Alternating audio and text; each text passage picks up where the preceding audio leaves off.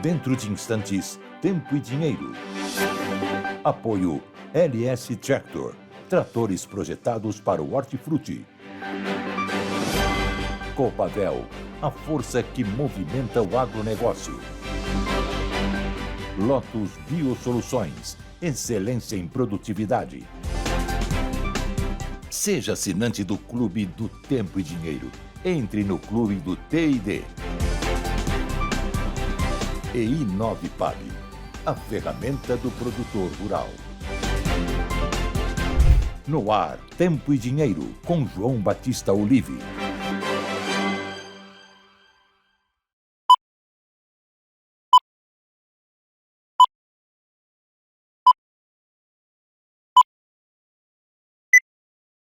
Olá, Brasil! Olá, amigos produtores rurais, sejam todos bem-vindos. Muito boa tarde a todos vocês desta edição de sexta-feira, 2 de maio de 2025. Depois do feriadão de ontem, nós estamos no meio de feriado aqui no Brasil. Só nós estamos trabalhando, para não dizer o mínimo, mas nós estamos aqui fazendo uma edição especial desse meio de feriado, porque também estamos atentos ao que está acontecendo lá nos Estados Unidos, porque lá não é feriado, o mercado está rodando. Então, assim, antes de mais nada, já vou dizendo para vocês, querem saber dos preços? Entrem no nosso clube, porque lá no Clube do Tempo e Dinheiro, os preços estão rodando em tempo real, com prêmios e, principalmente, com indicações. Então, olha aí o telefone para você entrar imediatamente lá no clube e saber como é que estão os prêmios desta sexta-feira. Então, o telefone para você entrar no clube é o 199-9813-2915, 199-9813-2915, e você tem 7 dias grátis para experimentar. Então, hoje você entra, a dona Léa da Luz já coloca você como lá dentro do clube, você acompanha os preços e tal, e durante 7 dias você fica analisando. Mas, com certeza, você vai ficar conosco dentro do clube, porque só tem gente boa lá dentro, só profissionais do agro, porque é um site, é um grupo fechado de WhatsApp, fechado, onde só tem gente interessada em economia do agro, né? Principalmente de tempo e dinheiro. Então, entre lá no clube para você acompanhar os preços desta sexta-feira, combinado? E aqui nessa edição, claro, o Vlamir Brandalize vai falar de soja, vai falar de milho, vai falar de trigo. Hoje é sexta-feira, tem arroz e feijão. E também nós vamos dedicar um espaço para falar de sorgo, vamos falar de amendoim e de gergelim, alternativas à safrinha. Uma guerra. Mas olha, o Brandalize já disse, ontem inclusive, que o milho está pagando bem. Será que o gergelim vai pagar bem? Dizem que sim. E o amendoim, então? Né? É uma nova febre. Então, acompanhe conosco a análise que vamos fazer e vamos apresentar para vocês com o Brandalize sobre alternativas da safrinha. Bom, nós temos também sobre o mercado de boi gordo. O Sérgio Braga entrevistou o Iberville Neto e a nossa peça de resistência, né? O nosso destaque é a entrevista que o Sérgio também fez com o cientista político Paulo Moura, daqui a pouquinho analisando a política brasileira, os escândalos, né? Escândalo do INSS, os escândalos da política do Congresso, né? Eles se entendem e nós pagamos. E, principalmente, a questão da anistia, com essa alteração que o Senado, o Alcolumbre, o presidente do Senado está querendo fazer. Não, já estão fazendo, se amando com o STF, né? Ou ia dizer armando, né? Uma alternativa para eles, né? Vamos diminuir a pena dos patriotas que estão presos, mas nós vamos prender o Bolsonaro. É disso que se trata. Paulo Moura vai comentar conosco daqui a pouco. Então, dito isso, deixa eu subir aqui a minha tela costumeira de todas as aberturas, que é a nossa bandeira, a mais bonita bandeira do mundo, com a nossa mensagem, que apesar deles, o Brasil vencerá, porque é o trabalho e a crença dos nossos amigos produtores. Então, sejam todos bem-vindos com essa certeza de que o Brasil vencerá. Vamos em frente, Glito.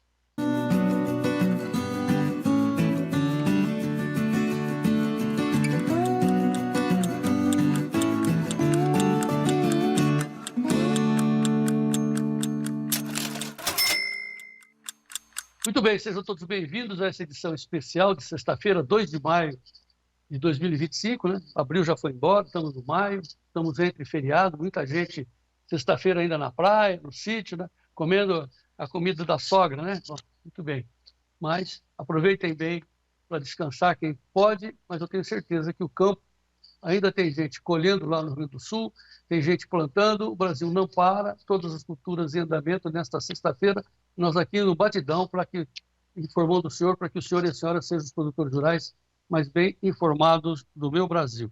Então, já eu já vou entrar com a meteorologia que nós temos de informações do Ronaldo Coutinho, mas antes quero reforçar, por favor, tomem informações em tempo real, as cotações, os prêmios dos portos, lá no Clube do Tempo e Dinheiro. Hoje, sexta-feira, nós estamos gravando esse programa, vou fazer um programa especial, analisando ou tendo outras abordagens. Enquanto isso, o preço e o mercado, lá no clube. Lá nós estamos em tempo real, passando informações sobre o comando do Giovanni Lorenzon, editor master, né, do agronegócio brasileiro. O cara entende muita experiência de economia. E por que é importante a gente falar que ele já é um veterano? Porque ninguém vai enganar o Giovanni. Então pode entrar lá, porque as informações que ele coloca lá é de absoluta acuidade, né? Um cuidado muito importante, né? Um carinho todo especial para que o senhor e a senhora sejam os produtores rurais mais bem informados do meu Brasil. Vejam os preços, entre no clube, tem 7 dias grátis, o telefone está aí para você não se arrepender. 19998132915. Dito isso, então, vamos saber da meteorologia com o Ronaldo Coutinho. Vamos ter a análise completa, porque chegou o momento da meteorologia. O tempo hoje no ar.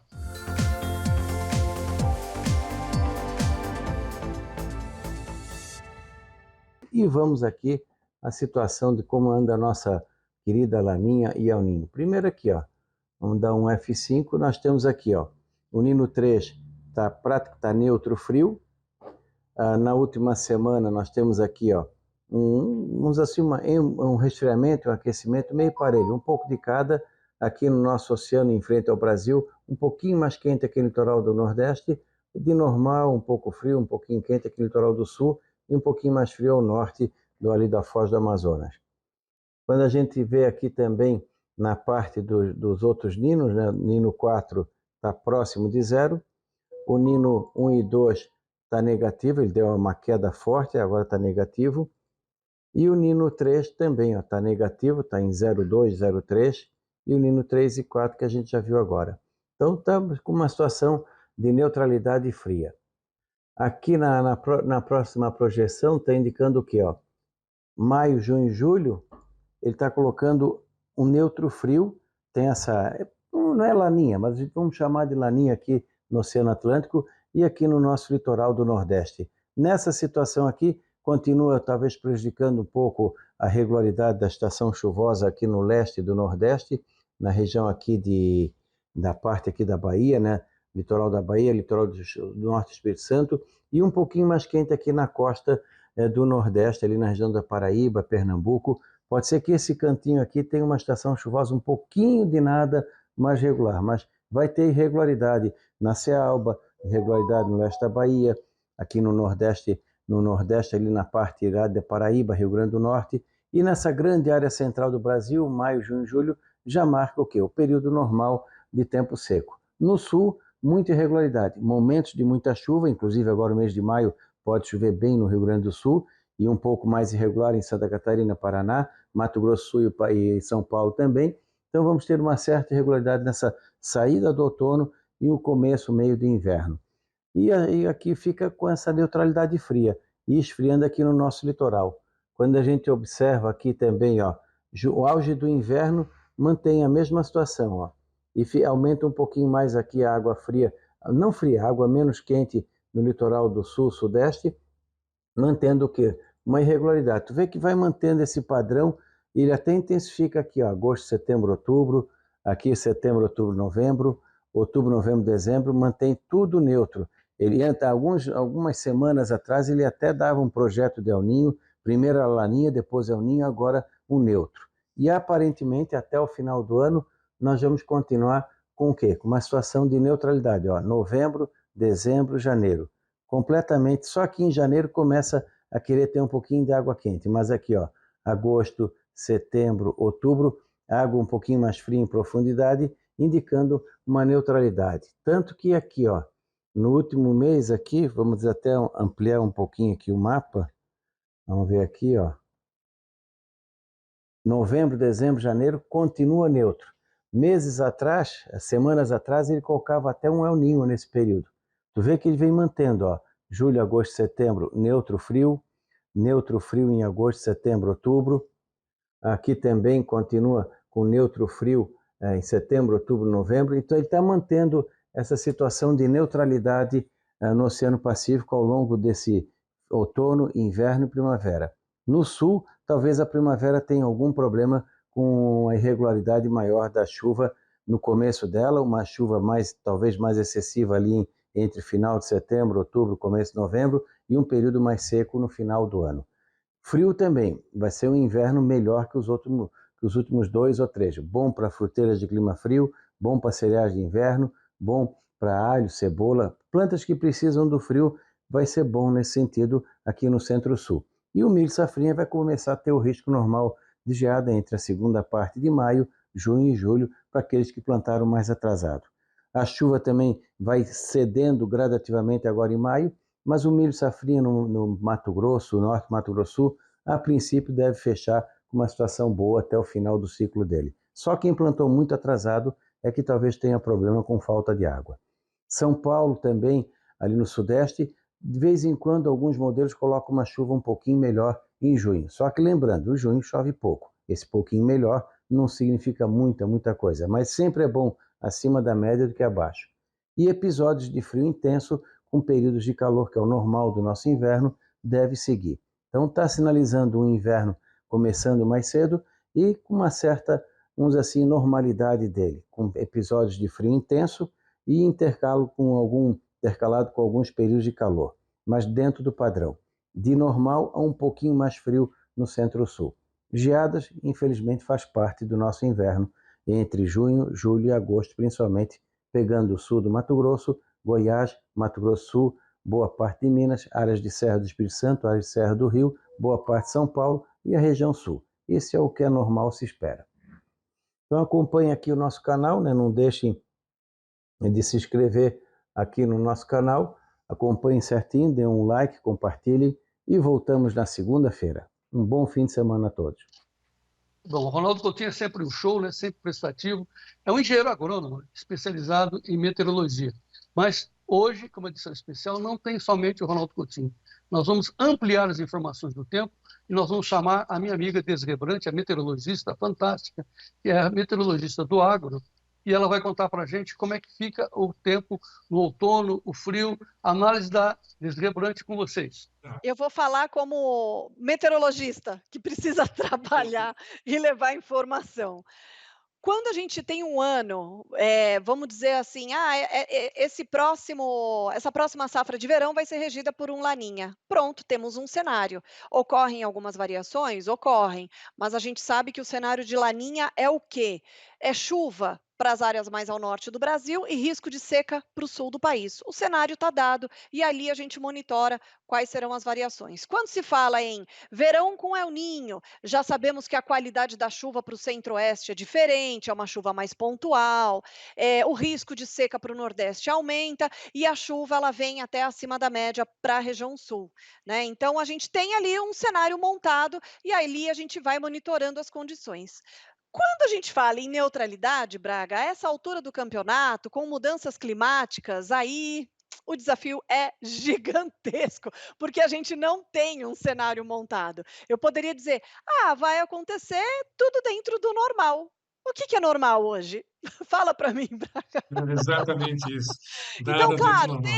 tem ali um comportamento histórico, sazonal. A gente sabe que nessa época do ano a chuva começa a diminuir a partir do centro do Brasil, mas existem algumas variáveis que elas acabam ganhando força em alguns momentos, que dentro de um cenário climático de neutralidade, ela pode prevalecer e provocar, sei lá, uma chuva bem expressiva ali em pleno mês de julho, que a gente não espera, né? Isso mexe, por exemplo, com o mercado de energia, né? Tacar uma chuva ali do nada no meio de um período seco, né? Então, quando a gente está nessa fase neutra, a gente tem um cenário climático, histórico, que a gente sabe que deve acontecer, que é a redução de chuva no centro do Brasil, que é ali a consolidação do período seco, mas com a neutralidade, alguma outra variável pode ganhar intensidade e mandar uma chuva atípica, por exemplo, né?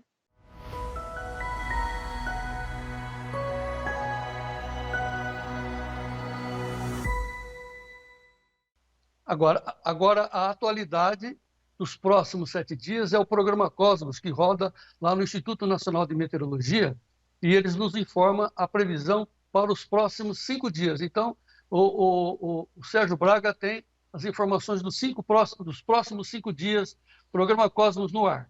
Bom, agora vamos à previsão do tempo deste sábado, dia 3 até o dia 7 de maio, quarta-feira. Chuva concentrada na região centro-norte, com muita chuva na faixa leste, principalmente da Bahia, depois de ter passado com intensidade sobre o estado de Minas Gerais e também do Espírito Santo. Dia 4, portanto, nós temos no próximo domingo o tempo firme na região centro-sul, com poucas ou nada de chuva na região sudeste. A chuva começa a se aproximar do sul do Brasil, principalmente na faixa oeste do Rio Grande do Sul, a partir do dia 6, terça-feira que vem, com grandes volumes, pelo menos pelo mapa, precipitando chuvas intensas a partir do Paraguai, também Uruguai e parte do Rio Grande do Sul. A região centro-norte com muita chuva e a faixa norte do Nordeste também com grandes precipitações. Olha só a chuva concentrada também no litoral da Bahia e também das capitais do Nordeste no dia 7, quarta-feira que vem. Continuamos insistindo, entre no clube para você saber dos preços. Os preços estão rodando, hein? Chicago não parou, lá não tem feriado, lá está rodando. Então saiba dos preços do nosso clube. Põe mais uma vez o telefone aí, Gleidson, 199-9813-2915, 7 dias grátis. Não perca essa chance de saber como é que estão os preços, os prêmios, né? Vai tomar uma posição, né? Preste atenção, segunda-feira é dia corrido. Saiba e tenha essas informações lá no clube. Daqui a pouquinho a gente volta com o Vlamir Brandalize. É um instante só, vamos para os nossos comerciais.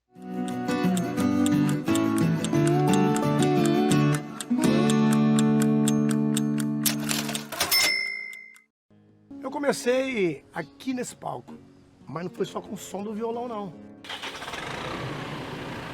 Foi com o ronco do trator.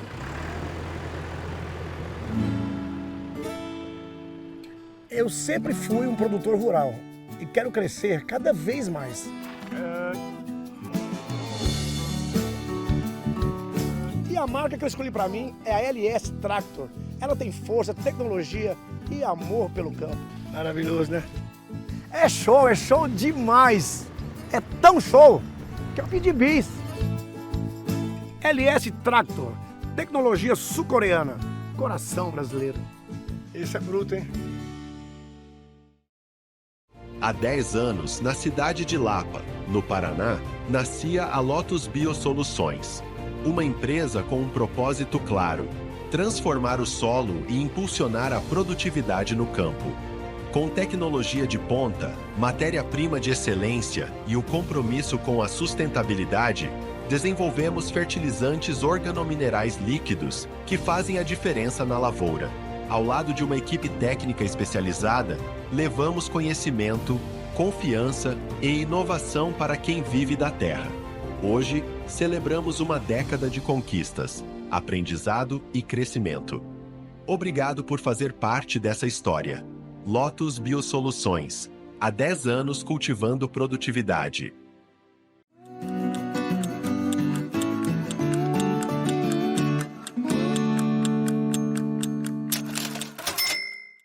Chegou o momento de nós sabermos das notícias dos grãos, da soja, do milho, do trigo. Hoje tem arroz, feijão, tem trigo, tem gergelim, tem amendoim, com o Vlamir Brandalize. Primeiramente a vinheta dele, Notícias da Soja no ar, Gleidson.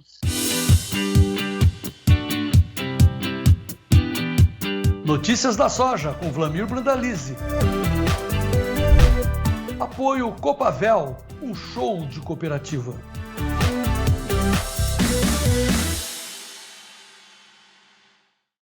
Muito bem, já estamos com Brandalize ligados direto com Curitiba. Muito boa tarde, Dom Brandalize, seja muito bem-vindo. Boa tarde, João Batista. Boa tarde a todos. Sextou, João Batista. Sextou, mas nós estamos ligados nas cotações. Nós estamos no meio de feriado, né? Aqui no Brasil é assim, né? Em todos os lugares, né? Emenda os feriados, é o que está acontecendo no nosso país, mas não lá fora, né? O restante do planeta está rodando, principalmente as bolsas de Chicago e Nova York. Então, mais uma vez, lembrando a todos vocês que aproveitem essa sexta-feira para entrar no clube e ver os preços rodando em tempo real. Então, lá no clube do Tempo e Dinheiro, você se transformando em assinante, você tem as cotações em tempo real, as informações escolhidas pela equipe do Giovanni Lorenzon, né, que é um cara que dispensa comentários, é um dos grandes jornalistas experientes do agro, e também, preste atenção, os prêmios rodando nos portos. Isso é importante, então veja os prêmios no clube, entra no clube, põe o telefone, Gleides, põe na tela o telefone para você, mais uma vez, a gente não se cansa de dizer isso, porque é um diferencial fantástico para a agricultura, você ter o Clube do Tempo e Dinheiro, que são informações em tempo real, é um WhatsApp fechado, focado no agro, focado no tempo e no dinheiro, só para gente que é profissional, e o telefone está na tela para você aderir, ser assinante. 199-9813-2915, 199-9813-2915, e hoje, mais do que nunca, além de você acompanhar as cotações, tem os prêmios. Estão rodando aqui os prêmios no Brasil, certo, Branda? Certo, João Batista. Hoje, prêmios de Chicago rodando, mercado acomodado, né, por causa do mercado brasileiro, mercado financeiro também travado praticamente no Brasil, né, é um feriadão alongado, maioria dos comerciantes, cooperativas também desacelerado, né, a maioria que a gente conversa com o pessoal de cooperativas também esticando o feriadão, né, justamente porque ainda não tem colheita de safrinha, soja já foi colhida, então o pessoal aproveita aí para esticar um pouquinho o período, né, João? Tá, mas essa colocação sobre prêmios, olha o trem levando a soja do Brasil. Essa colocação sobre os prêmios é muito importante porque com essa guerra tarifária e a China falando que vai comprar mais soja do Brasil e menos lá nos Estados Unidos, as cotações de Chicago perdem um pouco da importância, enquanto que tem muita importância os prêmios aqui no Brasil. Né, Branda? E aí, onde ficam as cotações? Lá no clube. A Brandalize Consulting tem o privilégio de ter essas informações exclusivas e nós temos um privilégio ainda maior porque eles mandam para nós e a gente põe lá no clube para você. Né, Branda? Exatamente, João Batista. Já estamos lá com os dados aí dos prêmios, né, o mercado do dia, como é que está fluindo, o produtor se posicionar. Ainda dá tempo do produtor correr atrás, né, de fazer aquele barter inteligente, né, João Batista, para ele garantir aí que a nova safra venha com sucesso também, né? Sim, mas assim, o Brandalize, o que a gente quer destacar, realmente o mercado está mudando, quer dizer, além de nós estarmos produzindo mais soja que os americanos, somos o maior produtor do mundo, 170 milhões de toneladas, as cotações estão aqui agora, né? Pena que não tem uma bolsa mais vibrante, independente, né? A B3 está ligada, é contrato espelho com Chicago, mas o produtor, antes de fazer o negócio, tem que saber os prêmios dos portos. Exatamente. Os prêmios são importantes aí, formador de valores. Nesse ano, refletiram bastante na cotação, né? Chegamos a ter momentos que estava pagando mais de $1 por bushel, né? Chegou a pagar $2,40 a mais por saca, né? E quem aproveitou aquele momento ali, veja a diferença, né? $2,40 a mais, né, João? Isso dava uns R$13, R$14 a mais para a soja, em cima do prêmio, basicamente do prêmio, né, João? Então isso é importante. Só pegando teu gancho aí para comentar com relação às bolsas. As bolsas, a gente pensa que teria que ter uma bolsa aqui, mas é que nem eu falo para os meus alunos aí do MBA. Para você ter uma bolsa que tenha credibilidade, tenha liquidez, que ela funcione, precisa ter muito dinheiro circulando nela, né, João? Não é só o produtor, a indústria, o exportador, o que vai trabalhar com o grão, vai girar. Se não tiver muito dinheiro, não tem liquidez, e daí ela é facilmente manipulável, né? Então, isso no Brasil dificilmente vai ocorrer, né, nesses tempos, principalmente nesses tempos nebulosos que nós passamos aí com governos e economia que estamos girando. Um exemplo bem simples que eu gosto de dar, João, a Bolsa de Londres, né, ela cota café, né? Na Inglaterra não tem um pé de café, só para dar um panorama, né, João? Muito bem. Então, agora sim, aliás, pessoal, O Branda já deu uma informação preciosa, quase $3 de diferença dos prêmios que estavam. Estavam nos prêmios, estavam nos preços também. E o pessoal deixa, né? Os $3 vazar aqui, não é isso? $3,40, você falou? $2,40 no melhor momento. Quase 2,5, redonda 2,5. $2,5, né? Então passa assim pelo meio dedo, você fica olhando e fala, olha que interessante, tá bom. E aí os caras do outro lado pegam, né? Então o preço não desaparece. Mais uma vez, por favor, aprendam a fazer hedge. O Belinello está voltando e nós vamos reabrir uma classe para você aprender a entender o que é hedge, como é que se faz put, como é que se trava os preços contra a baixa ou como participar das altas, né? Seja o produtor rural muito bem informado através aqui da nossa equipe do Tempo e Dinheiro. Branda, resumo da soja, perspectiva para a semana. Olha, João Batista, semana que vem, a primeira semana efetiva de maio, né? Normalmente é uma semana que começa a se definir a reta de plantio americano, né? O clima americano vai ganhar forças a semana que vem. Há indicativos que o clima vai favorecer o plantio, então não se espera grandes novidades com relação ao avanço do plantio, que vai seguir dentro da normalidade. E nós vamos depender de alguma notícia nova da guerra comercial entre China e Estados Unidos. Por enquanto está tudo emperrado, está travado, e com isso o mercado da soja ficando aí nessa janela. Agora está na janela dos $10 aos 10,5 aí a maioria das posições, e deve tentar ficar por isso aí, João. Não espero que tenha grandes novidades. A novidade provavelmente que vai dar fôlego, e quando virá, ela será de uma possível aproximação. Não precisa fazer acordo comercial aí para encerrar a guerra entre China e Estados Unidos, mas ele precisa ter uma aproximação, de assim, uma equipe americana foi à China para negociar, ou a equipe do governo chinês veio aos Estados Unidos para negociar. Só isso já é suficiente para nós termos uma valorização de pelo menos 50 pontos em Chicago, João.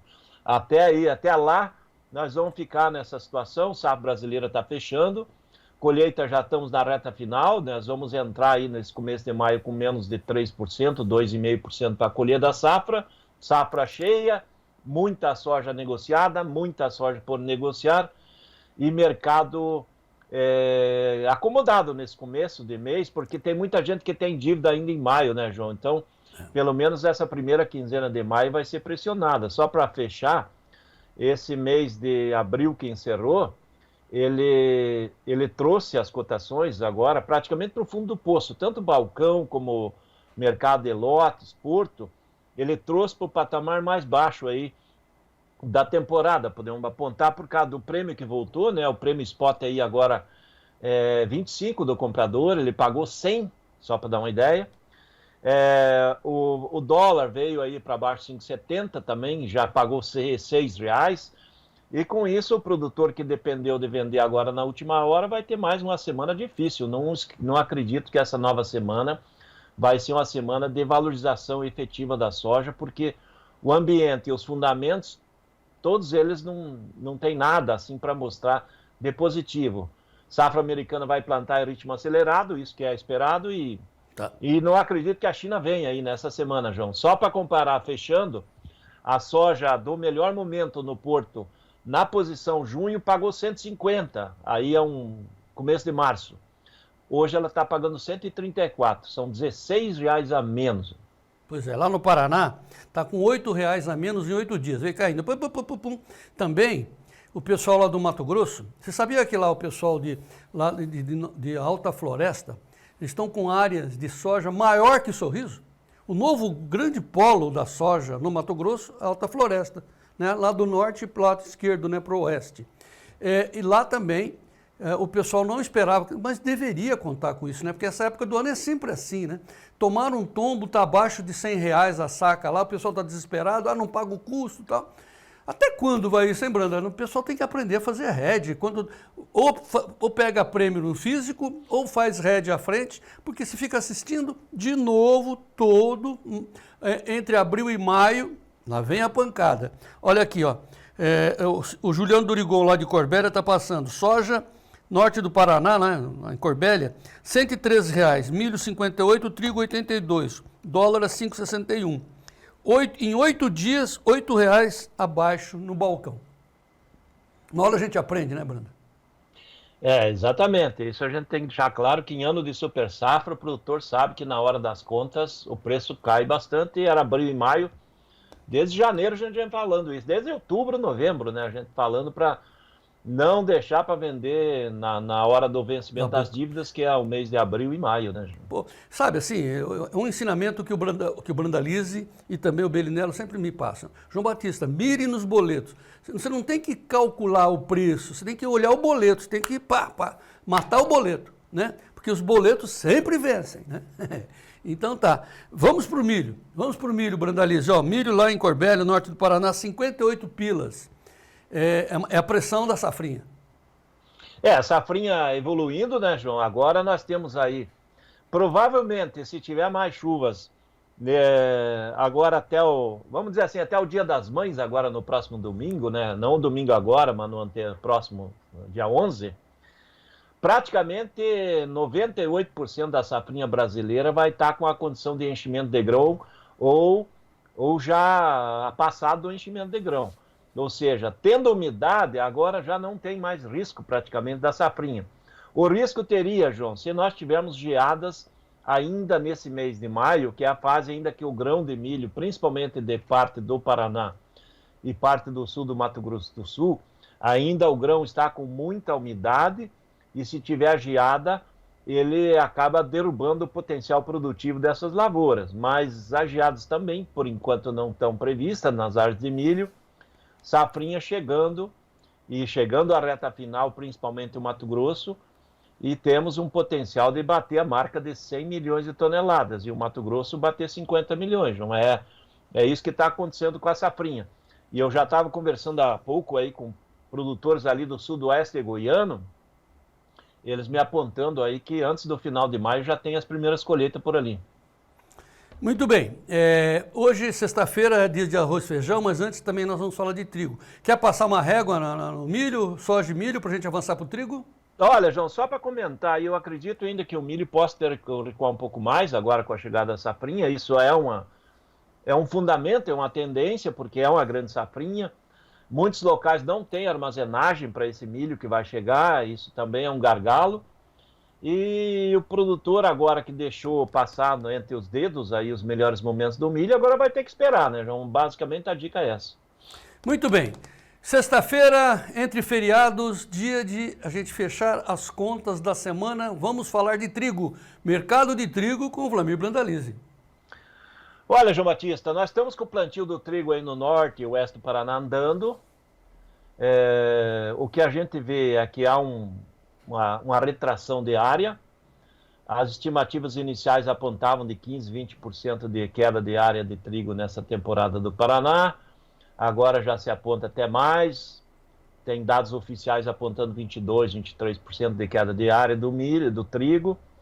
Porque o ano passado o produtor ele teve dois problemas, né? A cotação do trigo considerada baixa, né, pelo custo de produção.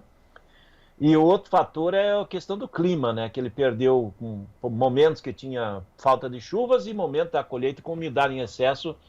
Muito trigo abaixo do padrão, muito trigo chuvado, muito trigo padrão ração e aí preço baixo, né? Abaixo de R$1.000 a tonelada. E aí abaixo de R$1.000 a tonelada não paga a conta, né, João? Então isso que refletiu agora nesse plantio. Rio Grande do Sul vai começar o plantio, ainda não tem quase nada por lá. E o que a gente vê no trigo? Esse ano a gente vê um trigo melhor. Dá para ver que a cotação nesse momento, comparado com o ano passado, está muito melhor, né? O trigo hoje ele está acima de 1.450 toneladas no Rio Grande do Sul, o produtor, e no Paraná acima de 1.550 toneladas. Então o trigo já está valendo aí R$200, R$300 melhor do que foi o ano passado. Por quê? Porque o maior exportador mundial chama a Rússia. A Rússia, o ano passado, colheu 92 milhões de toneladas de trigo. Esse ano, dificilmente passa de 80 milhões. E o ano passado, exportou 55 milhões de toneladas. Então, abaixou a cotação no mercado mundial do trigo, fez o trigo despencar. esse ano, com uma safra de menos de 80 milhões, eles vão ter menos de 40 para exportar. E tem mais um fator aí que está andando em paralelo. Há uma possibilidade de que a questão da guerra da Ucrânia perca forças, que tenha um acordo parcial, e isso pode valorizar o rublo lá na Rússia. Valorizando o rublo na Rússia, eles vão querer mais dólar pelo trigo. Eles vão ter menos trigo e a tendência é eles quererem mais dólares pelo trigo. E automaticamente aí eu consigo ver que, havendo essa linha, e junto com os Estados Unidos, que é o segundo exportador mundial, que plantou menos trigo nessa safra, aí nós vemos aí chances aí do trigo voltar a trabalhar do meio do ano em diante, acima dos $6 o bushel lá em Chicago, e os prêmios internacionais do trigo também valorizados. É uma boa indicação para o produtor, né? Quem for fazer um trigo, plantar o trigo, tiver um trigo de qualidade, nós acreditamos que o produtor vai receber de 200 a 400 reais a mais por tonelada perante o preço que girava no ano passado. O trigo nesse ano se mostra muito mais favorável aqui no mercado brasileiro, justamente em função de uma safra menor, mercado internacional menos ofertado e aquela facilidade de comprar trigo barato do ano passado, nesse novo ano provavelmente não vai ter. Lembrando que o ano que vem é ano eleitoral, né? E trigo depende muito de dólar, né? E ano eleitoral, com a administração pública que nós estamos tendo, dificilmente nós vamos ver dólar baratinho. Então isso reflete em trigo importado mais caro. Isso acaba beneficiando o produtor brasileiro também. Tá, então assim, o Brandalize está falando muito de cotações. Relembrando, pessoal, entre lá no clube, tem as cotações do trigo, né? Tem as cotações de Chicago, tem as informações sobre trigo. Ó, o nosso clube tem 15 editorias. Então tem editoria lá de grão, soja, milho e trigo.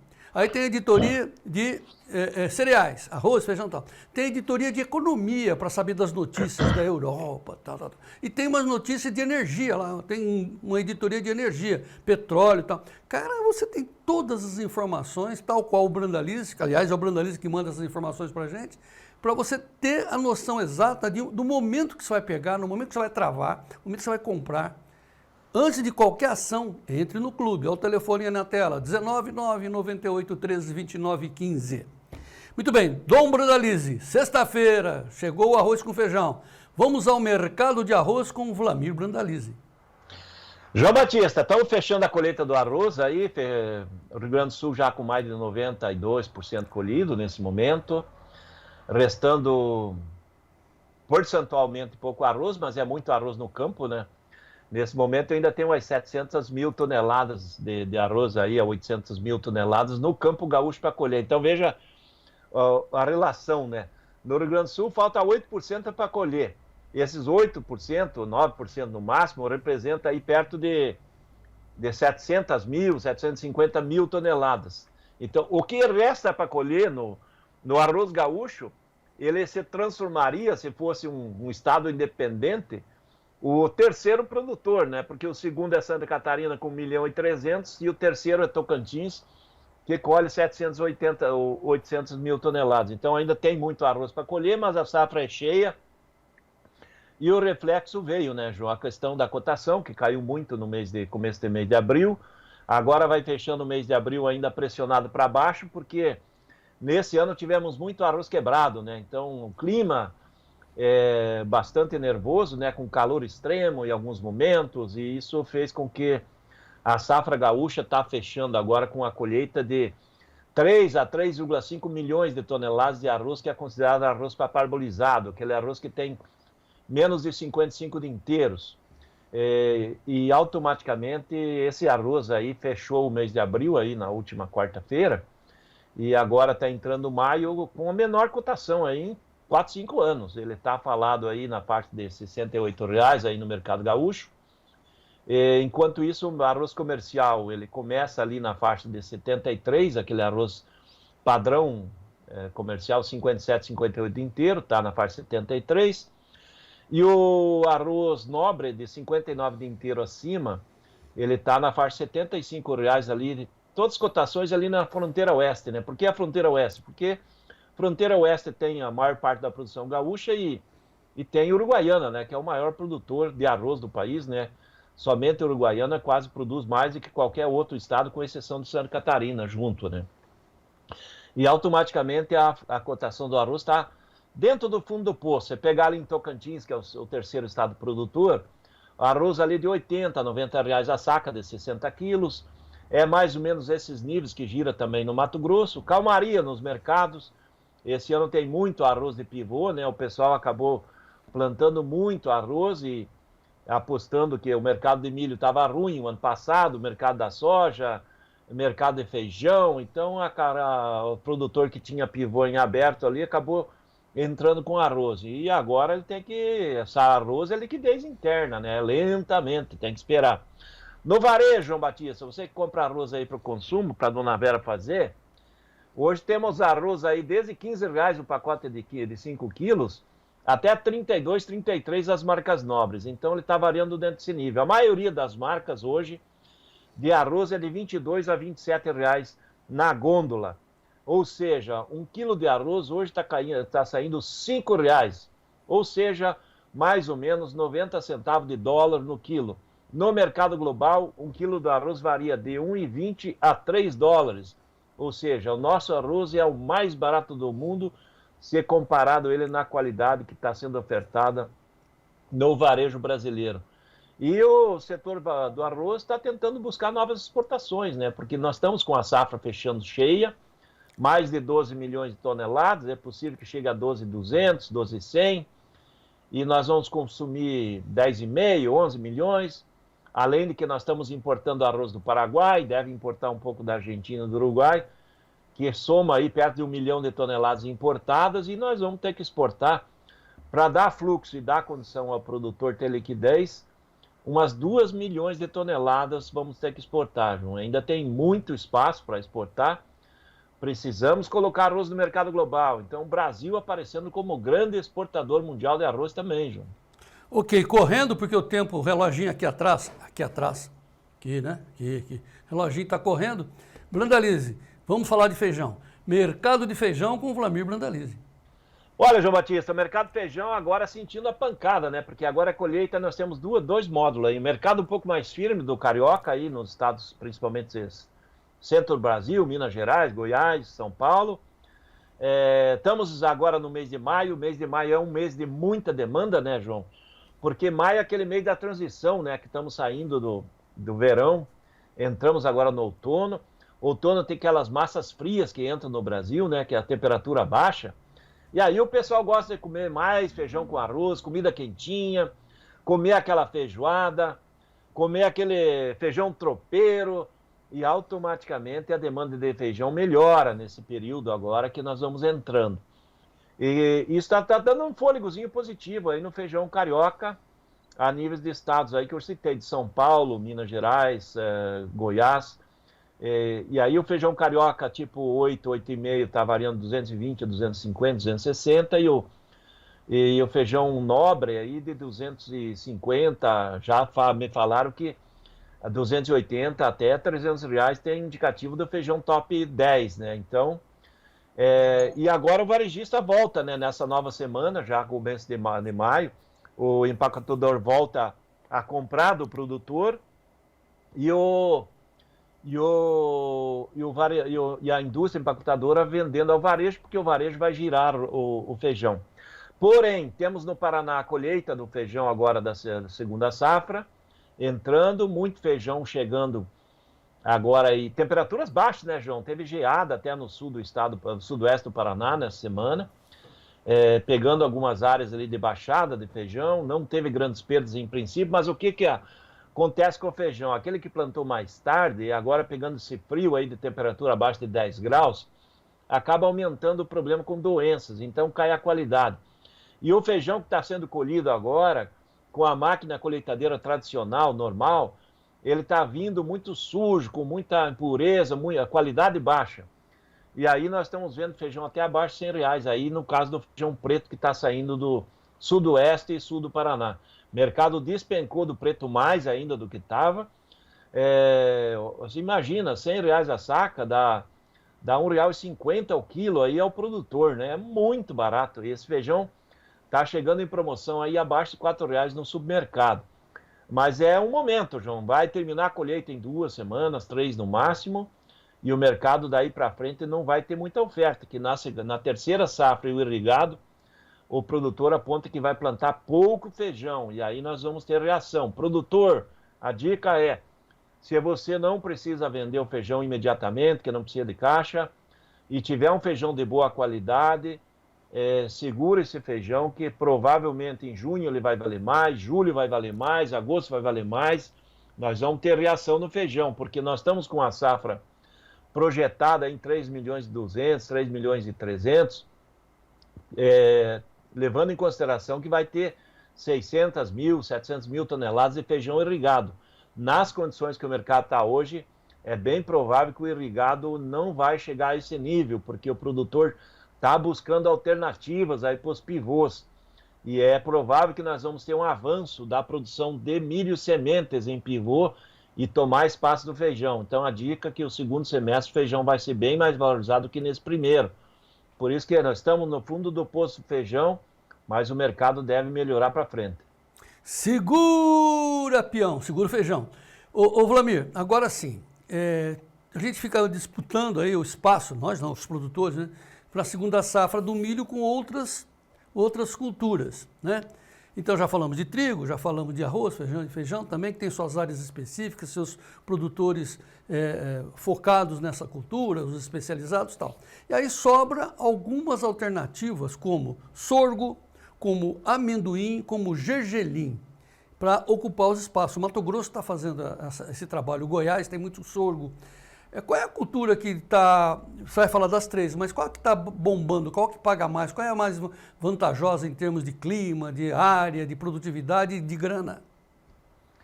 Olha, João Batista, se a gente analisar friamente grana, é o amendoim, né? O amendoim, que é um produto também usado aí no estado de São Paulo, aí nos teus vizinhos para renovação de cana, tradicionalmente o amendoim ele dá mais rentabilidade, né? A grande questão é a questão de liquidez, né? Do produtor conseguir vender, né, o produto, né? A questão do amendoim, você tem que estar vinculado com o setor do amendoim, né? Se você só produzir e esperar que o pessoal venha comprar o amendoim teu aí na tua casa, você não vai vender. Porque nós estamos vendo crescer o amendoim em vários lugares aí. Entrando amendoim ali no estado de Minas Gerais, em Goiás. Antes ele ficava basicamente no interior de São Paulo, na região do Ribeirão Preto, essa região oeste de São Paulo, né, que domina a produção do amendoim brasileiro, e agora ele está avançando aí para as outras regiões do Brasil. Então é importante o produtor entrar no amendoim, é uma cultura muito boa, mas precisa de 2 coisas: o produtor saber para quem ele vai vender, para ele ter liquidez, e ele fazer a cultura com tecnologia para ele ter uma sanidade, porque o amendoim também ele vai ser pago porque ele tem que ter sanidade. Você não pode ter mais amendoim aí que tenha fungos, né? Aquele problema que o amendoim pode ter, né? Que é a questão dos fungos. Automaticamente é uma cultura importante e ela está evoluindo. Para amendoim ter melhor liquidez, a gente torce que haja um acordo que acabe com a guerra da Ucrânia ali com a Rússia, porque nós temos um espaço gigantesco para vender amendoim dentro do mercado do leste europeu, principalmente Rússia, Ucrânia, que são grandes importadores de amendoim tradicionais do amendoim brasileiro, e aonde se consome muito amendoim, né? Todos os países que tomam bebida destilada, João, eles consomem muito amêndoa. E a amêndoa mais barata que tem é amendoim, né? E você pega o amendoinzinho torrado, sim, lá num bar da Rússia, e daí você toma uma vodka, sim, daí você come mais amendoim. É assim que funciona. Você pega um mineiro que gosta de uma cachaçinha, com amendoinzinho parece que ela fica melhor. Não é assim que funciona? Pois é. Então, assim, está correndo na internet um vídeo que está atribuindo ao amendoim, como um Viagra natural, a proliferação de porco do mato lá no Mato Grosso. Eles invadem as áreas de amendoim e vão fazer o serviço deles, que eles não param, né? Estão se proliferando, a todo momento estão no amendoim se proliferando, não param os porquinhos. Aí então, assim, como não dá para matar todos os porcos, tem que tirar a área do amendoim. Olha que loucura, não é isso, né? Ô Brandão, últimos momentos, últimos minutos, nosso chefe está gritando conosco aqui. Vamos lá, e o gergelim? Olha, João, o gergelim ele está muito consolidado ali na parte norte do Mato Grosso, né? Você pega aquela região de Canarana, parte do Pará, regiões do Pará, ali, Dom Eliseu, aquela região também está muito consolidado nessa parte. Parte de Tocantins está evoluindo.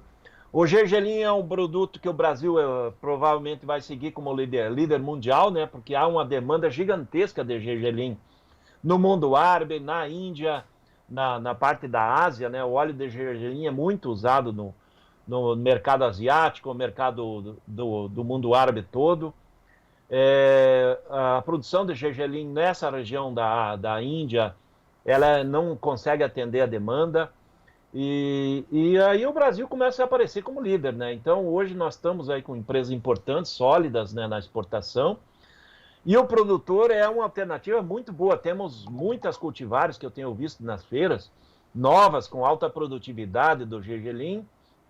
É uma opção importante para o produtor, mas o produtor tem que estar vinculado à questão de exportação, principalmente, né? Porque a demanda interna do gergelim ainda é pequena, está em crescimento também, mas o foco é a exportação. Mas é uma cultura boa e é uma cultura que veio para ficar. E eu vejo o Brasil como o maior exportador mundial de gergelim e líder nesse produto também, João. Tá encerrando o sorgo. Sorgo é espetacular, né? Sorgo ele veio para ficar porque nós estamos agora com cultivares mais modernas, de alta produtividade, porque a janela da safrinha, principalmente para o milho, ela é muito apertada, né, João? Então, o produtor, para não ter riscos, porque nós temos aí grande parte das regiões do milho e safrinha, que a chuva corta ali no mês de abril. E para você ter uma safrinha cheia, principalmente de milho, você tem que ter chuva no mês de abril todo e até a parte de maio, como nós estamos tendo esse ano. Mas isso não é uma regra, não é normal acontecer de as chuvas avançarem até o mês de maio. Então o sorgo está vindo para ficar, estamos batendo recorde em cima de recorde. O sorgo tem uma demanda maior do que a produção brasileira, então ainda não somos exportadores de sorgo, mas existe a possibilidade de exportarmos sorgo. A própria China fez acordo comercial com o Brasil para importar sorgo brasileiro, então há esse potencial. E grande parte do sorgo também tem destino ao setor do etanol. Dá para ver que ali na Luiz Eduardo Magalhães está sendo construída uma usina de etanol para sorgo. E aí essa região da Bahia, Tocantins, parte do Pará, essas regiões aí do Mato Piba todo ali, ele tem o potencial de produzir sorgo, tem cultivares espetaculares ali e vai ter uma demanda gigantesca no setor do etanol. E lembrando, o sorgo para confinamento e para gado, o gado gosta muito mais de sorgo do que de milho, João. Ele é mais palatável. E o sorgo em si, para alimentação bovina, em confinamento, ele é melhor. E ele tem um custo de 10, 15, 20% mais baixo para o confinador do que o próprio milho. Então, é uma excelente cultura. E ele veio para ficar em vários lugares do Brasil. Você pega sul goiano aí, sul goiano é uma região que corta a chuva mais cedo. O sorgo entra espetacularmente, e o produtor que planta milho, ele acaba tendo que colher 3, 4 toneladas de milho por hectare e aí não paga a conta. E ele plantando sorgo nessas cultivares modernas, ele consegue colher 4, 5, 6 toneladas de sorgo com um custo bem menor. Automaticamente é uma opção espetacular. Sorgo é a nova grande cultura do Brasil. Acredito que nessa safra já vamos passar de 5 milhões de toneladas produzidas. Fora o amendoim que dá mais lucro. Mas assim, conclusão. Hein, Branda? Conclusão. Viva o Brasil, né? Esse é o Brasil. País, que país maravilhoso, né? Ainda mais esse ano, com chuvas adequadas, né? O pessoal do Rio Grande do Sul que nos perdoe, mas o restante do país está uma maravilha, tudo verdinho, água no subsolo, chuva plantadeira. Aí você joga semente, né? Temos semente de qualidade, pesquisa. Então, assim, para que lado você vira, tá dando jogo, não é isso, Branda? João, nós estamos no paraíso, né? Agora nós temos que ajeitar a casa para seguir os novos tempos que vêm pela frente, os próximos anos, porque o mundo agrícola, João, a cada ano que passa, nós perdemos em área agrícola mundial de 2 a 3 milhões de hectares que são plantados a menos a cada ano que passa. E o Brasil é o único país que mantém a área e cresce a área, porque nós temos ainda a área de pastagem degradada para ser aproveitada para a produção de grãos, e o mundo vai precisar disso, né, João? Então, é aqui mesmo. É aqui o nosso negócio, é o agronegócio. O pessoal joga pedra, critica, mas é o negócio mais importante do Brasil. Dá para ver que a gente comentou hoje sobre muitos produtos aí, e todos eles a gente pode ser líder mundial, né? A gente é espetacular nesses produtos, né? Antes o sorgo era um produto só dali da África, que é usado, né, para consumo humano, farinha do sorgo, lá eles consomem, mas hoje o sorgo entrou pesado e nós já somos uns grandes produtores de sorgo também. Espetacular é o tal do Vlamir Brandalize, né? Uma biblioteca, um computador ambulante, sabe tudo, cara. Que privilégio o Brasil tem de ter esse cara aí. Assim, ó, Vlamir, para encerrar, só pedindo a Deus para te proteger, te dar saúde, manter a sua clarividência e o seu entusiasmo de passar informação para nós aqui no Tempo e Dinheiro, para ajudar o agro, ajudar o Brasil. Obrigado, Vlamir Brandalize. E vamos em frente. É isso aí, João Batista. Eu quero ver se hoje à tarde... Agora à tarde nós vamos estar em Ponta Grossa, nossa reunião dos colegas do Colégio Agrícola de 50 anos, tomando um chopp. Eu quero bater um papo lá com o nosso repórter de campo aí do Mato Grosso. Moacir Guarnieri. O Moacir Guarnieri, daí segunda-feira nós colocamos um videozinho num bate-papo com o Moacir Guarnieri. Mas faz o vídeo antes de tomar, hein? Porque depois fica aquela coisa lá, não, toma, fala antes. Branda, vamos em frente. Tenha uma boa tarde, um bom descanso, bom final de semana. Bom final de semana a todos, um abraço. E vamos em frente com o Brandalize. E o Tempo e Dinheiro continua, vamos em frente.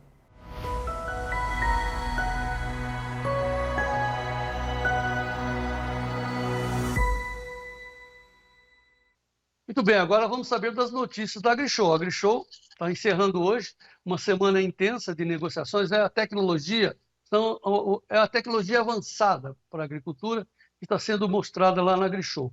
Destaque da AgriShow com Frederico Olive, direto de Ribeirão Preto. Frederico. Olá, amigos do canal Tempo e Dinheiro, novamente falando aqui da AgriShow, 30ª edição, uma edição especial. A Valtra fazendo um grande lançamento para a produção agrícola brasileira, o trator S6. Olha que maravilha! São 3 modelos dessa grande máquina que vai poder oferecer potências de 375 cavalos, 345 cavalos, né? E também 425. Cláudio Esteves, diretor comercial da Valtra, trazendo mais informações. Grande lançamento da Valtra comemorando os 65 anos da empresa no Brasil, né, Esteves? 65 anos. A primeira fabricante de equipamentos agrícolas a se instalar no Brasil. Eu tenho dito que não existe um fabricante que conheça mais da agricultura do Brasil como a Valtra. E aí, para brindar esse 30º AgriShow, também os 65 anos da Valtra, a gente traz esse grande lançamento aqui, brindando aí o nosso agricultor, trazendo esse Série S6 que tem encantado por onde ele passa. E é alta tecnologia, tratores de alta potência. Esse é uma faixa do segmento importante da agricultura brasileira. Muito importante, que requer muita tecnologia, como você falou, requer muita produtividade. Então, a gente diz que é o Série S, S de superior. Superior em potência, superior em conforto, superior em produtividade. Então é um trator extremamente completo e que traz todo o conforto, né, com 3 grandes prêmios que a gente recebeu globalmente. É o primeiro trator a receber 3 prêmios globais, principalmente um prêmio lá do The Best of the Best. É mesmo? E em cima de qual é o destaque desse trator que trouxe esse prêmio para vocês? Principalmente a questão design e a relação entre operador e trator, né? Em todo esse design contribui com esse conjunto entre a operação e o operador. Legal. E o que a gente, então, o destaque é isso aqui, né? Um trator que é extremamente bonito, um design maravilhoso, tem essa particularidade de trazer um conforto premium para o operador, mas a gente está sempre discutindo economia de combustível, né, Esteves? Essa máquina também traz esse recurso. Traz já com a nossa consolidada, principalmente a nossa consolidada transmissão CVT, que traz toda essa pegada do consumo, porque ela independe da operação ou do operador, ela se adapta à melhor relação ali entre potência e o implemento. Maravilha.